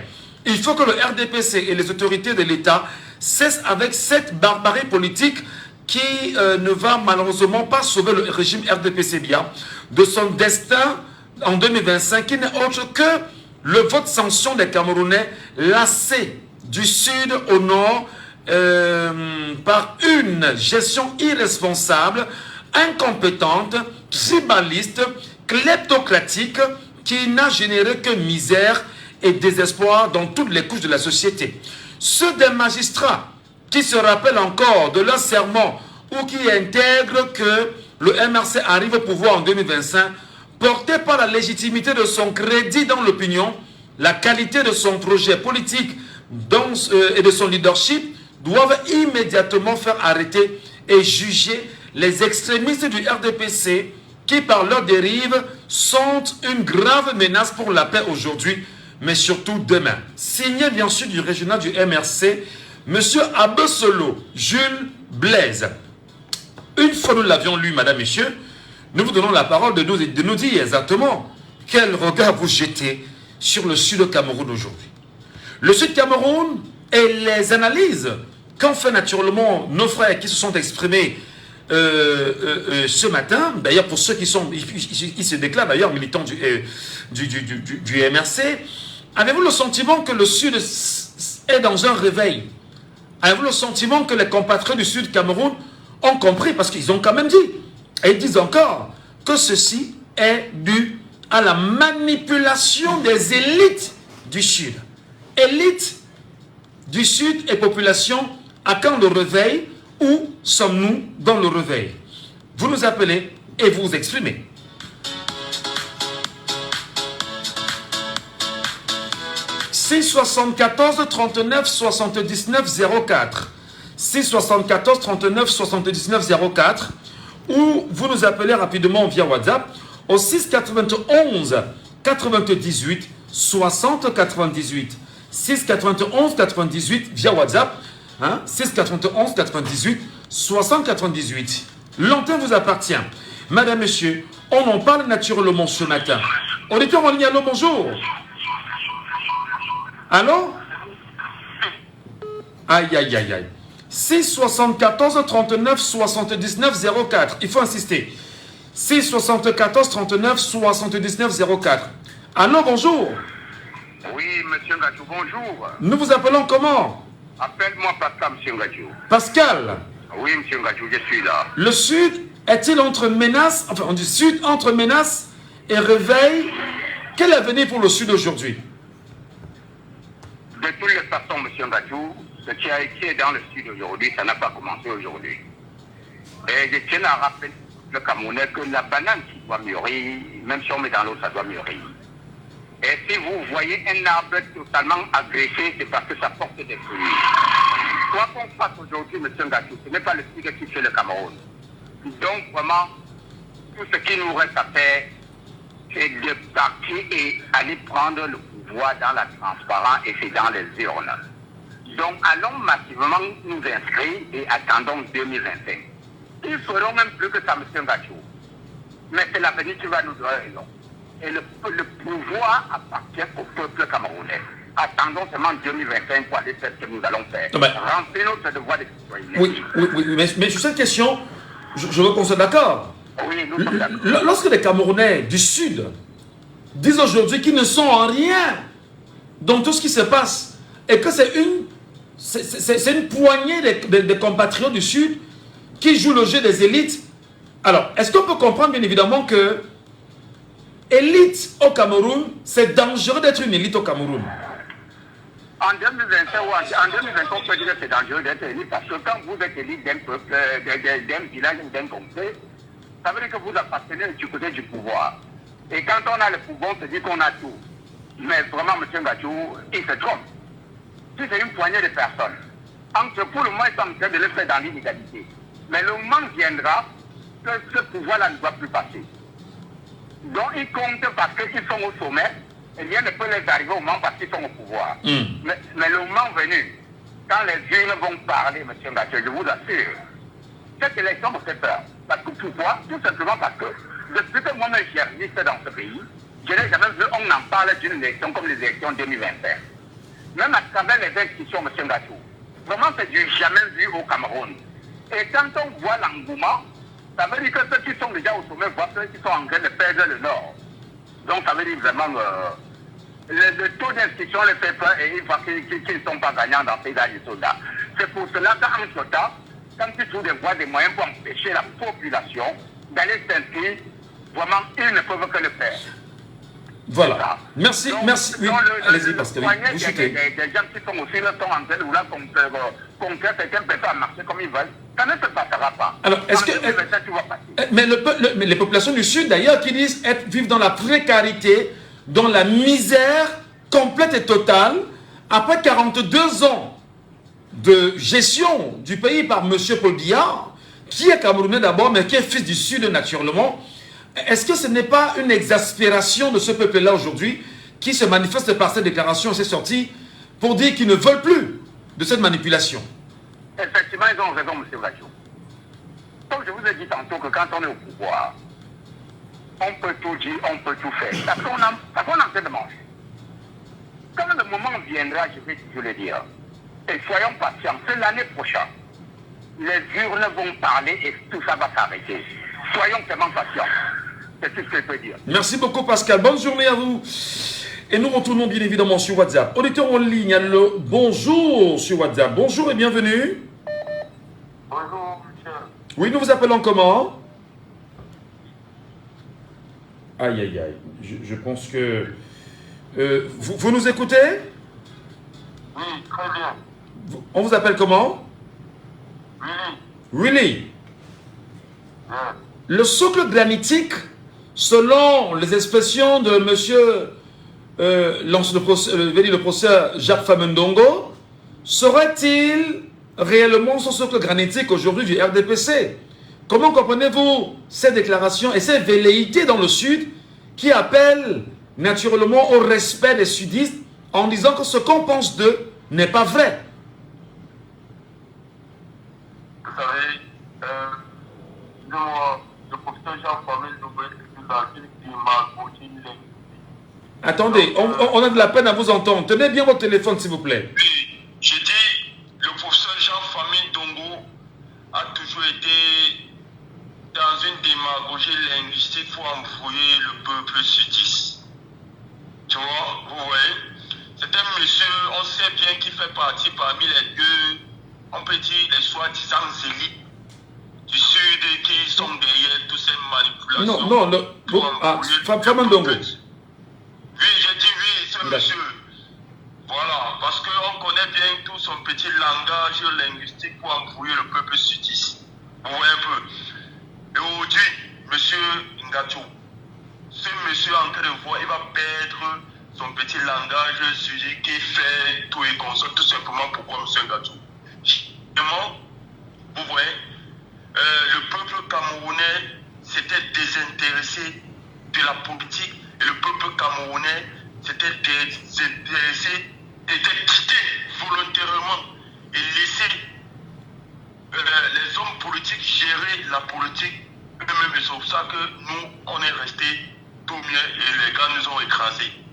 Maintenant, le peuple camerounais a décidé, bien sûr, il faut reconnaître la force d'un homme qui est venu en politique et qui a donné espoir. Et le peuple camerounais a dit, aujourd'hui, nous on va faire partie du jeu. Regardez, monsieur Ngachou, regardez ce qui se passe au Cameroun. Comprenez bien ce que je vous dis, s'il vous plaît. Le peuple camerounais en général et le peuple sudiste est en train de se réveiller. Et je dis Dieu merci pour ça. Maintenant, le peuple camerounais en général, nous avons décidé, on va faire partie du jeu. fait pas partie du jeu, les gars étaient très contents. Ça veut dire qu'ils ne réfléchissaient plus. Les gars partageaient le pouvoir tout simplement entre eux tranquillement, sans mot de tête. Parce que la troisième personne, qui est le peuple, avait décidé de se désintéresser. Maintenant, ça chauffe la tête. Pourquoi? Parce que la troisième personne a dit 2025, nous, on va faire partie du jeu ci. Avec votre gang, chez nous, on est dedans. C'est pour ça qu'ils sont troublés. Ils sont troublés. Ils vont sortir un à un. C'était le ministre de la Justice hier, non? Maintenant, c'est le ministre de l'Enseignement. Ils vont sortir. Même le ministre de l'Agriculture va sortir. Ils vont sortir. Ils sont troublés. Et c'est pourquoi? C'est parce que la troisième personne, qui est le peuple, a dit que le taux aussi, on va faire partie du jeu là. Nous sommes dedans. Alors, oui, est-ce que l'attitude de nos compatriotes, de nos frères du Sud aujourd'hui, trahit véritablement la promotion du tribalisme toujours exacerbé, en démontrant que nous sommes un peuple accueillant, nous sommes un peuple hospitalier, nous sommes un peuple frère. Et ceux qui veulent nous manipuler, ils ne nous manipulent pas nous, mais un groupuscule de Camerounais. Michel, ce que ces gens disent à travers les actes, c'est vrai, je vous explique. Moi, avant de quitter le Cameroun, par la grâce de Dieu, ma mère m'a appris la force des banques. J'ai vendu dans tous ces partis. Ce sont des gens qui aiment voir, je dis en général, les gens vendent, surtout les Bamileke. Ils nous disaient, oh, le Bamileke, si eux me dépannent. Ce sont des gens qui me dépannaient, ils sont contents. On peut tout juste une petite personne, mais ça va finir. Ça va finir. Mais est-ce que justement le comportement des élites qui manipulent une partie des populations du Sud Cameroun ne met pas en danger même ces populations aujourd'hui? Parce qu'en réalité, on fait une promotion d'une violence. Est-ce qu'on ne met pas en danger ces populations-là? Bien sûr, c'est parce que ces gens sont d'abord malsains. Ils sont malsains, tout pour eux, rien que pour la population de chez eux. Eux s'en foutent de leur population parce qu'ils savent que si demain ça cuit, si les gens ne comprennent pas, certains gens ne vont pas comprendre, on va dire que oui, bien sûr, on va toujours, une partie de la population doit s'en prendre aux populations du Sud, bien sûr, parce que surtout ceux qui ont été direct attaqués, bien sûr, ils ne vont pas savoir que c'est tout à fait normal, mais nous appelons le peuple camerounais à comprendre que, en fin de compte, après avoir chassé ces gens, on va se parler, on va se demander des excuses pour la faute commise qui n'était pas été volonté par le peuple sudiste. Mais j'appelle le peuple sudiste à mieux s'émerveiller et à dire non à ça. Et ce qui est sûr, au fur et à mesure, tout ce qui commence a toujours une fin. Merci. Et présentement, ils ont commencé, c'est la fin. Voilà. Alors, merci. Le peuple sudiste est là aujourd'hui. Merci, monsieur Nguessi. Bonne journée à vous, de l'endroit où vous nous appelez, bien évidemment. 674 39 79 04. Vous nous appelez et vous réagissez au débat ce matin sur les antennes de Jambo FM. Mesdames, messieurs, auditeurs en ligne. Allô, bonjour. Bonjour, monsieur Gacho. Bonjour. Bienvenue, cher monsieur Lepako. Oui, bonjour, auditeurs de Jambo. Alors, monsieur, le réveil est-il tardif au sud? Le réveil était-il déjà là? Ou il y avait un souci d'amplification de ce réveil? Vraiment, monsieur Gacho, comme d'habitude, nous remercions infiniment de consacrer autant de temps à tous ces sujets pour déminer, je dis bien, déminer notre pays. Parce que cette situation au sud, c'est comme une mine. Ce sont des populations totalement abandonnées. Monsieur Gacho, je vous conseille que dans votre travail, vous êtes trop occupé. Mais s'il vous plaît, quand vous allez au sud pour votre travail, prenez même 2 jours de plus. Non. Prenez 2 jours de plus sur votre temps. Permettez, parce que je vois où vous voulez en venir. Entre autres, quand même, je suis présentateur événementiel, donc j'organise plein de mariages. Tout à fait. J'ai eu la chance de me rendre une fois à Djoum dans le sud.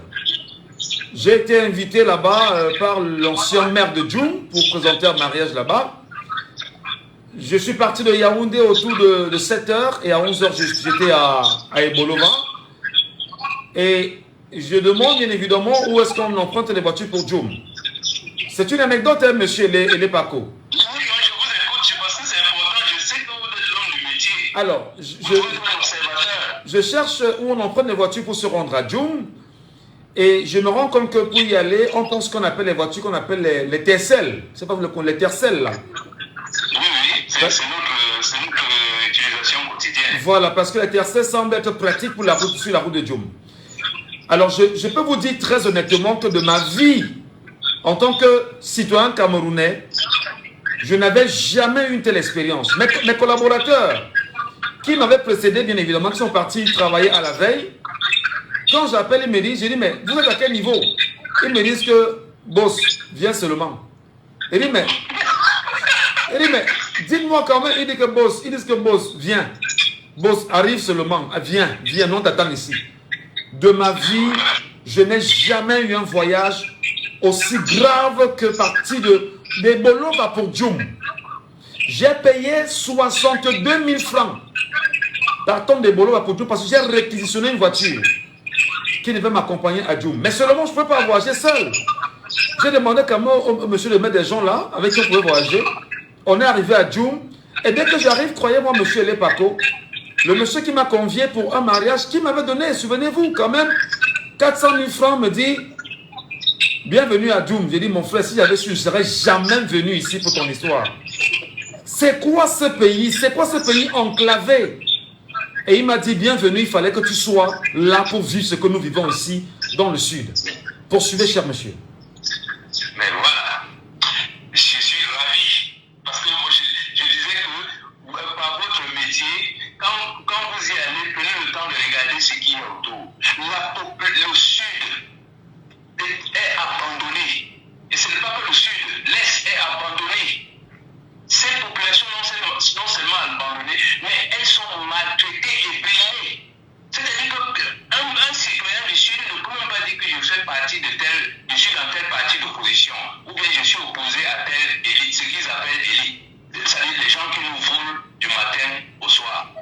Donc, ce n'est pas la population du Sud, ce sont quelques éléments activateurs qu'on retrouve dans les armées, dans les polices et tout. Ce sont des milices infiltrées qui agissent et font croire que c'est toute la population. Ils disent qu'ils agissent au nom des populations, mais pas du tout. C'est la même chose.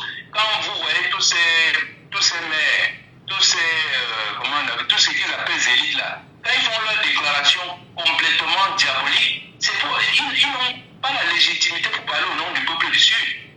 C'est pour ça que nous admirons beaucoup les enfants du Sud, comme les Moulous, comment on appelle encore, les Valsirou et tout ça, qui disent non, je vous dis, eux, ils ont le drapeau de l'alarme. Ils ont déjà alarmé toutes les populations du Sud. Ces gens-ci ne passeront pas.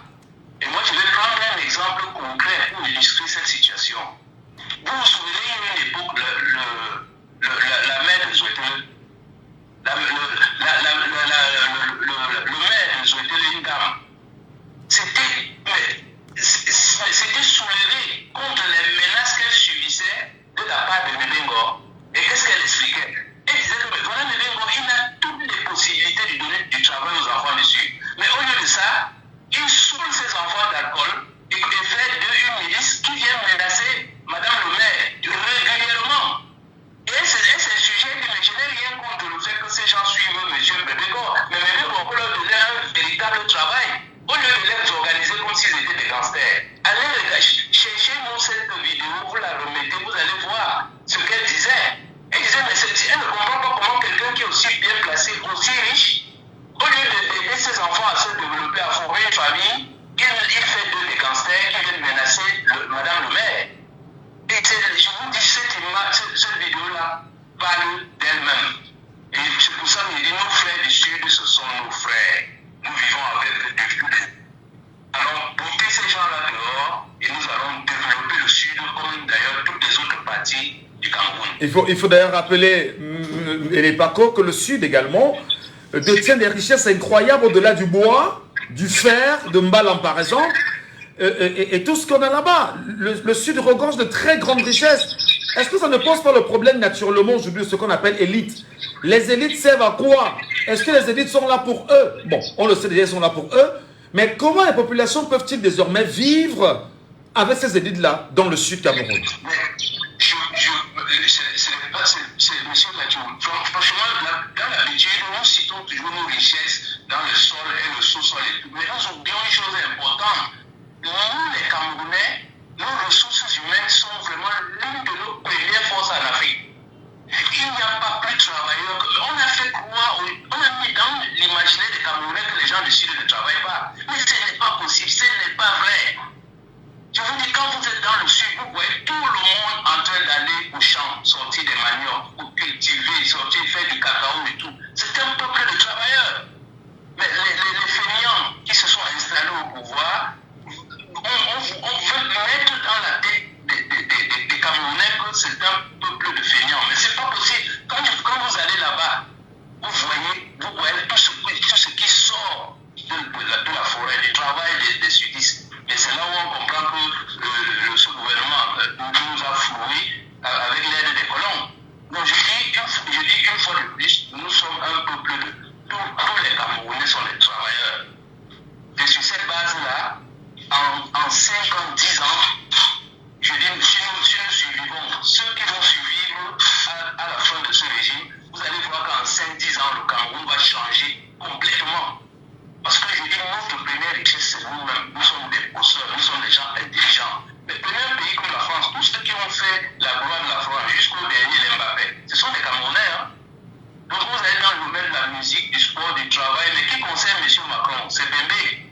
C'est un Camerounais.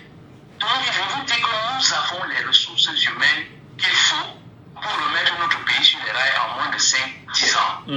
Je donne longue vie au président Paul Biya, il va voir. Il va voir de ses yeux qu'en 42 ans, il n'a pas pu faire, il n'a plus rien fait. Mais en 10 ans, il ne reconnaîtra, il n'ira plus ensuite se faire soigner. Il sera soigné au pays. Voilà. Merci beaucoup, monsieur Lepako, pour votre réaction ce matin en direct. Et bien évidemment, madame, monsieur, il faut en parler. Allô, bonjour. Bonjour, monsieur Michel. Bonjour. Bienvenue, nous vous appelons comment? Rameau de la F. Comment comprenez-vous ces déclarations des compatriotes, nos frères et sœurs du Sud Cameroun, qui disent qu'ils ne se reconnaissent pas dans les manipulations des élites du Sud et qui d'ailleurs dégradent même l'image de ces Camerounais qui vivent paisiblement dans ce pays et qui veulent également voir le développement chez eux? Oui, justement, M. Michel, ils ont raison de s'exclamer et il faut des informations comme ça. Plusieurs, il faut qu'ils multiplient, les déclarations comme ça parce que lorsqu'ils restent généralement tranquilles, ça fait croire que c'est réellement eux qui sont à la hauteur de tout ce qui se passe là-bas contre les opposants. Donc quand les gars se lèvent et font les pareilles déclarations, c'est bien parce que ça nous fait comprendre, nous qui ne sommes pas de ce côté-là, que c'est réellement pas parce qu'on a l'habitude de les accuser. Alors, qu'est-ce que on peut retenir? Le Sud n'est pas différent du reste du Cameroun. Les populations du Sud sont, je vais dire, des personnes accueillantes. Ouais. Des personnes hospitalières. Et c'est un peu de travailleurs, comme disait Lepako tout à l'heure. Ah oui, c'est vrai que ça compte à ce niveau. On vit avec eux au quotidien. On voit comment ils vivent. Est-ce qu'on s'est donc servi, bien évidemment, de ce qu'on appelle les masses médias, les intellectuels, et tout ce que nos livres comportent aujourd'hui, et même de façon anthropologique, pour pouvoir dégrader même l'image des compatriotes du Sud Cameroun, qui eux aussi comptent pour l'évolution du Cameroun de demain? Oui, effectivement. Effectivement, tous ces élites qui font la politique villageoise, comme on dit, du CMD. Merci. Ouais. Merci beaucoup. Bonne journée à vous et à très bientôt. Nous vous écoutons, madame, messieurs. L'antenne vous appartient. Appelez-nous et exprimez-vous. Pour vous qui nous regardez, bien évidemment, sur WhatsApp, sur Facebook, appelez-nous. Le numéro est épinglé. Allô, bonjour. Allô? Oui, bonjour, monsieur Michel. C'est toujours Saban Thomas depuis Boya. Monsieur Saban Thomas depuis Boya. Oui. Comment comprenez-vous les sorties de nos compatriotes du Sud, mais surtout l'alerte lancée aujourd'hui par le MRC du comportement de la police, de l'administration judiciaire et même administratif dans le Sud vis-à-vis des sudistes qui ont choisi de parler autrement aujourd'hui?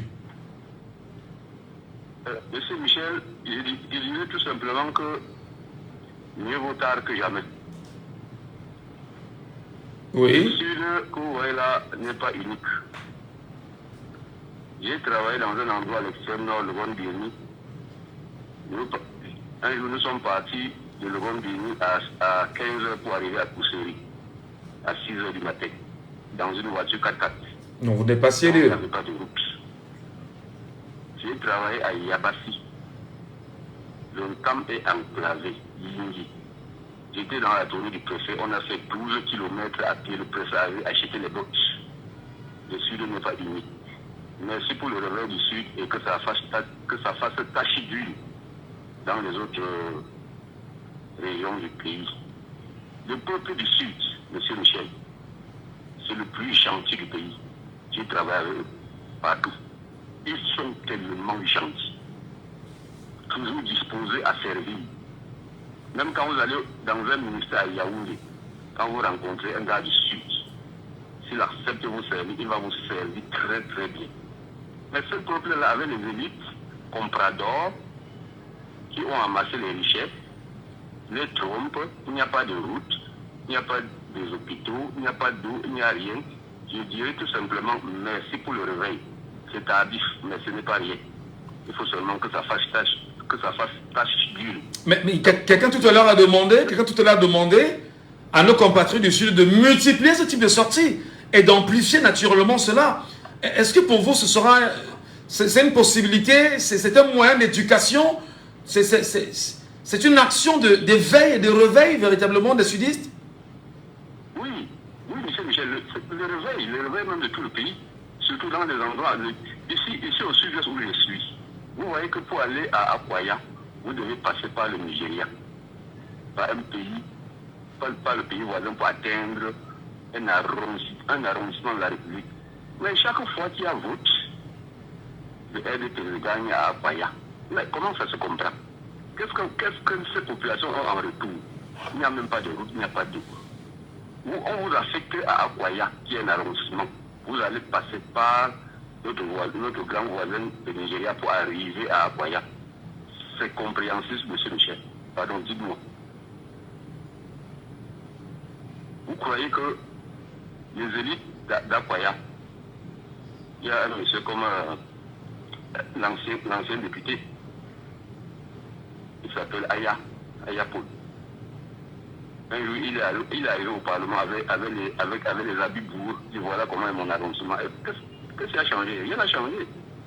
Il faut seulement que les populations se réveillent. Et que... Mais je veux bien savoir. Comment réveiller dans ces populations? Comment réveiller ces populations? Comment les réveiller? Comment les réveiller complètement? Qu'est-ce qu'il faut faire pour que les populations des 360 communes d'arrondissement du Cameroun se réveillent et pensent leur avenir de façon globale? Mais si tous les journalistes avec les radios, s'ils étaient comme vous, les populations pourraient se réveiller, mais il y a des gens à mort. Et puis les Camerounais doivent aussi chercher à s'informer. Les Camerounais ne s'informent pas. Je suis ici, là, comme ça, à Boya, je peux entrer dans un taxi. Je sens un chauffeur qui est en train de suivre les informations et ça m'inquiète souvent. Je le dis souvent, informez-vous. Mais ils ne comprennent jamais. Le réveil sera difficile, mais le réveil sera là. Très bien. Merci beaucoup, M. Saban Thomas depuis Boya. Nous avons bien évidemment un auditeur en ligne également qui nous attend. Allô, bonjour. Bonjour, Michel. Soyez les bienvenus, cher monsieur, sur Jambo FM ce matin. Oui, merci. Merci, Michel. Le Sud fait parler les Camerounais ce matin. Beaucoup ont été très heureux hier de regarder ce vidéogramme qui a fuité et qui circule sur les réseaux sociaux. Regardons naturellement les Camerounais du Sud qui disent qu'ils ne se reconnaissent pas dans le comportement des élites du Sud. Quel commentaire vous en faites, chers Camerounais? Oui, monsieur Michel, déjà c'est quelque chose à encourager. Ces personnes qui peuvent déjà prendre la parole et essayer de faire connaître leur point de vue sur la situation politique du Cameroun et surtout donner leur position sur la situation actuelle, c'est à encourager. Alors, ils sont très nombreux. Alors, ceux qui ont pris le devant comme ceux-ci doivent être soutenus. Et déjà, j'encourage donc les autres frères du Sud Cameroun à, que ce soit en petits groupes, que ce soit individuellement, à continuer à se réunir. Ça peut être déjà une personne qui rencontre une autre personne qui partage la même opinion et qui va rencontrer une autre personne. Ainsi de suite, la chaîne va être plus longue. Il y a ceci, ils vont pouvoir faire bloc. Vous savez, les populations du Sud vivent dans la terreur. Ce sont des populations qui sont plus misérables qu'une bonne partie du pays. Alors simplement parce que le régime en place est en train de mettre dans une position où elles n'ont pas droit à la parole. Alors celui qui lève la tête, celui-là, comme c'est le cas pour ceux-ci, il est arrêté, il est torturé, il est auditionné sans conseil, sans avocat, sans rien. Ce qui fait donc qu'ils ne peuvent pas laisser, ils ne peuvent pas lever la tête. Mais en même temps, allez-y, comme a dit le président auditeur, il n'y a pas d'eau, il n'y a pas de lumière, il n'y a pas de route, ils vivent dans la mendicité. Alors ils ne peuvent que de se soumettre à leur comment dire, au président de la République, c'est-à-dire à donner les louanges au président pour avoir des miettes. Alors s'ils ne tapent pas les mains, s'ils ne supplient pas, s'ils ne chantent pas pour Biaoui tous les jours, ils n'auront même pas les miettes. C'est l'une des populations les plus riches en termes de ressources naturelles au Cameroun. Les forêts sont dévastées, sont détruites, ils n'ont pas de route. Mais si le bois du Sud était exploité et que les régions, allez-y, il n'y a pas d'école, ils n'ont rien. Mais en même temps, c'est un contraste énorme. Donc ces populations qui peuvent s'élever aujourd'hui pour faire connaître leur opinion déjà être facile. Mais comment le faire? C'est ça la question. Alors, j'invite donc les partis politiques de l'opposition qui sont qui couvrent ces régions à organiser. C'est vrai, il y a la peur, mais ceci peut déjà se faire de manière secrète. Ceci peut même d'abord, dans un premier temps, se faire hors de la région du Sud. Ça veut dire, je suis responsable régional du PCRM, du MRC, de quoi que ce soit. Alors, quand j'ai pu identifier les Camerounais de la région du Sud qui veulent le changement dans le Sud, alors pour éviter toute torture, pour éviter toute barbarie, je peux les inviter dans une autre région du Cameroun. On sait que le littoral, c'est une province assez forte au Cameroun, ou alors bien couverte par l'opposition. Pourquoi ne pas inviter ces personnes dans les régions du littoral, par exemple, pour les aider déjà, les encourager, les soutenir, organiser leurs réunions? Ça demande un peu de moyens logistiques et financiers, mais pourquoi ne pas déjà le faire? Alors permettez, vous venez quand même de faire mention de ce que le Sud est une partie du Cameroun très enclavée, pas de route, pas d'électricité, pas d'eau, pas d'école. Pourtant, en matière de ressources de sous-sol, tout y est pour que cette partie du Cameroun se porte très bien. Alors, est-ce que c'est l'occasion aujourd'hui d'interpeller nos compatriotes du Sud en leur disant, ouvrons grandement les yeux, faisons le bilan de ce qu'on a eu en 42 ans avec le parti au pouvoir, ou si vous voulez, le parti du frère? Effectivement, Michel, si ils vont continuer, il faut faire le bilan. Il faut se dire, alors, depuis 10 ans, 20 ans, 30 ans, 40 et même plus, nous vivons dans cette pauvreté extrême. Nous mendions, nous quémandons. Alors, mais pourquoi à un moment ne pas faire, ne pas se réveiller? Pourquoi ne pas changer d'avis? Pourquoi ne pas prendre son destin en main? Et surtout, j'aime bien répéter cette phrase. Pourquoi toujours continuer à dire, je veux voir mes enfants grandir? C'est à nous, levez vos populations du Sud, réclamez ce qui vous est dû, ce qui vous appartient, ce n'est pas quelqu'un d'autre. Pendant que vous croupissez, vous n'avez pas de lumière. Alors, ces groupuscules de personnes vivent même pas dans le Sud, ils vivent dans de très grosses maisons, ils conduisent de grosses voitures, ils n'ont pas de problème de route, ils n'ont pas de problème d'eau. Mais c'est vous qui souffrez. Levez-vous, prenez votre destin en main, et ceci se manifeste avec des inscriptions toujours sur les listes électorales et ensuite le vote. Personne ne viendrait en même temps sortir ces populations de cette misère. C'est d'abord elles-mêmes, c'est d'abord les populations qui vont prendre le destin en main. Alors vous savez, sur les enfants à la maison, quand vous lavez un enfant, s'il ne se frotte pas, il ne va jamais être propre, il ne va jamais apprendre à se laver. Donc il faut voir déjà que ces populations font ce qu'elles ont commandé à faire maintenant, et ensuite elles peuvent recevoir l'aide des autres personnes, mais surtout ce sont elles qui vont se lever déjà pour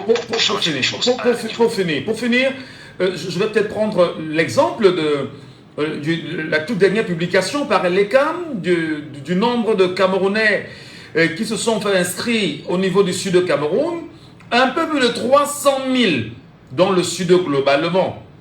Est-ce qu'ils sont vraiment aussi peu nombreux là-bas, à votre avis?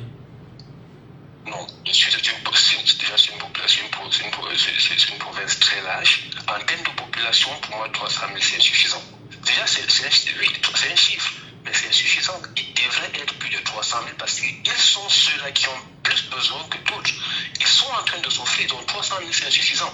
Et alors, ces 300 000 qui sont déjà inscrits, pour moi, je les encourage à tenir la main des autres personnes, des membres de leur famille qui vivent effectivement dans le sud, à aller multiplier ces chiffres par 5. Parce qu'une personne inscrite dans le sud a au moins un frère, une soeur, une cousine. Alors, encourager ces autres personnes pour qu'au lieu de 300 000, on multiplie par 5, pourquoi pas par 10. Et ceci, les chiffres vont augmenter. Et ce sont ces populations qui vont pouvoir changer la donne pour pouvoir en 2025 renverser ce régime et vivre comme les autres Camerounais dans le Cameroun. Fini avec le tribalisme. Le tribalisme, on sait, c'est au Cameroun le tribalisme n'existe réellement. Très bien. Donc il n'y a pas de tribalisme, mais il y a un tribalisme d'État au Cameroun. Un tribalisme d'État, une manipulation, une propagande. On fait comprendre à certaines personnes que le tribalisme existe, mais ça n'existe pas. Alors ces populations, vous avez écouté dans la vidéo qui circule. Alors ils sont tous Camerounais. Ils ont dit que le RMRC n'est pas le parti Albanileke. Maurice Kamto a été porté à la tête du parti. Il n'était même pas là lors de la création. Absolument. Donc, alors le tribalisme n'existe pas. Ce sont les populations du sud du Cameroun qui le disent. On peut reconnaître, c'est pas une manipulation. On peut reconnaître dans leur sang de nos frères du sud. On peut comprendre que ce sont des vrais ressortissants du sud, des autochtones du sud.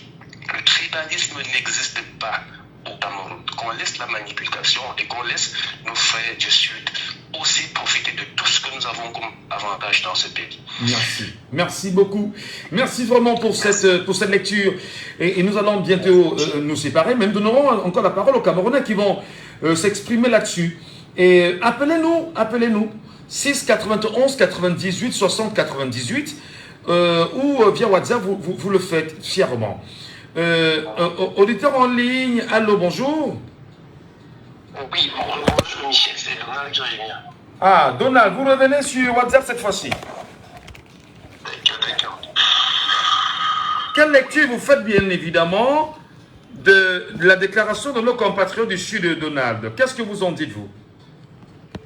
Il faut déjà savoir que généralement, quel est le rôle de l'élite dans l'échiquier politique au Cameroun? Nous savons que généralement, l'élite, c'est celui qui, pour des questions de positionnement, peut user, c'est-à-dire peut user de sa position pour atteindre ses objectifs. Du coup, il est tout à fait légal et légitime qu'une certaine population, qu'elle soit du sud, qu'elle soit d'ailleurs, ne puisse pas se reconnaître, par exemple, dans une certaine démarche. Moi, je pense que si la population du sud aujourd'hui revient, et veut dire une partie des citoyens reviennent à remettre cela sur la table, ce n'est que logique, parce qu'aujourd'hui, on a des gens qui issus de leur position ou des strates pour des intérêts particuliers, pensent qu'ils peuvent manipuler les masses et donner une position qui donne l'impression que c'est la résultante de l'assentiment général.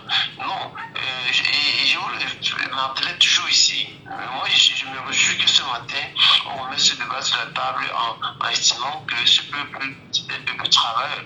Parce qu'aujourd'hui, il y avait toujours on avait toujours tendance à pouvoir, c'est qu'il y a un peuple des faibles, il y a un peuple des forts. Sans le peuple des forts, le pays s'arrête.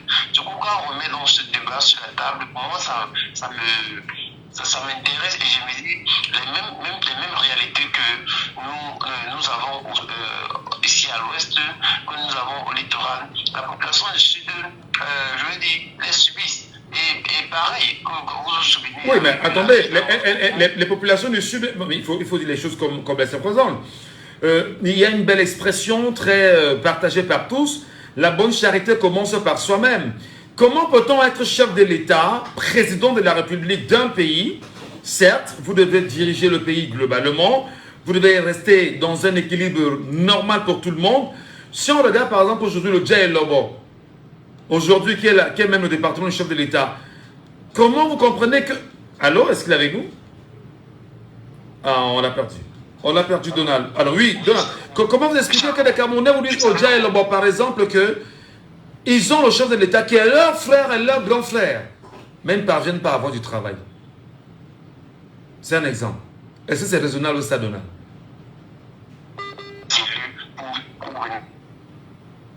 Aïe, aïe, aïe. Non, je dis encore que la bonne charité peut commencer par soi-même. On est d'accord que lorsqu'on... Permettez. Lorsqu'on est chef de l'État, lorsqu'on est chef de l'État, on est supposé gérer un pays et tout le monde dans le pays de façon équitable. On est d'accord, mon là-dessus? Alors, mais comment, plus proche de vous, des gens vivent dans la misère? Le principe, c'est que le chef de l'État, lorsqu'il est élu, il met en place un gouvernement qui est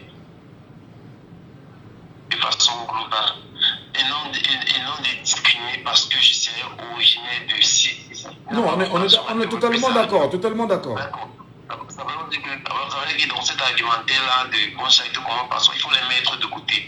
Maintenant, s'il y a une politique en place qui n'est favorisée par une certaine inclusion de la région, il faut le dire, on a des ministres qui sont originaires du Sud, on a des élus qui sont originaires du Sud, c'est à eux de porter certains projets intégrateurs, c'est à eux de porter certains projets de développement. Alors, s'ils ne le font pas, pourquoi vous voulez que le président de la République issue de sa position pour aller financer un certain développement? Le problème est d'abord mental. C'est-à-dire, une fois que nous n'allons pas sortir de cette logique qui donne l'impression que nous sommes des étrangers chez nous, alors nous sommes des étrangers chez nous. C'est la politique qui ne peut pas faire le distinguo entre l'intérêt commun et l'intérêt particulier. On ne va pas s'en sortir. Le chef de l'État, il a beau être du Sud, mais je vous dis que lui, il a été élu par tous les Camerounais dans sa majorité, et non uniquement sa population du Sud, alors ils ne sont discriminés. Oui, mais le professeur, mais vous qui êtes du RDPC quand même, vous le savez que le professeur... Moi, je ne suis pas du RDPC, ah, d'accord. Vous m'avez vu en cas directeur. Alors, le professeur Jean-Fameux Ndongo traite de suite comme étant le socle granitique du RDPC. Est-ce que le socle granitique sera en train de tourner le dos aujourd'hui? La question est posée. Merci beaucoup, Donald. Très bonne journée à vous et à très bientôt. Et nous rappelons quand même que c'est terminé pour les appels ce matin. Et nous rappelons en même temps que le président de la République, aujourd'hui, faut-il le rappeler, définit la politique de la nation. Il veille au respect de la Constitution. Et il assure par son arbitrage le fonctionnement régulier des pouvoirs publics. Et c'est une réalité.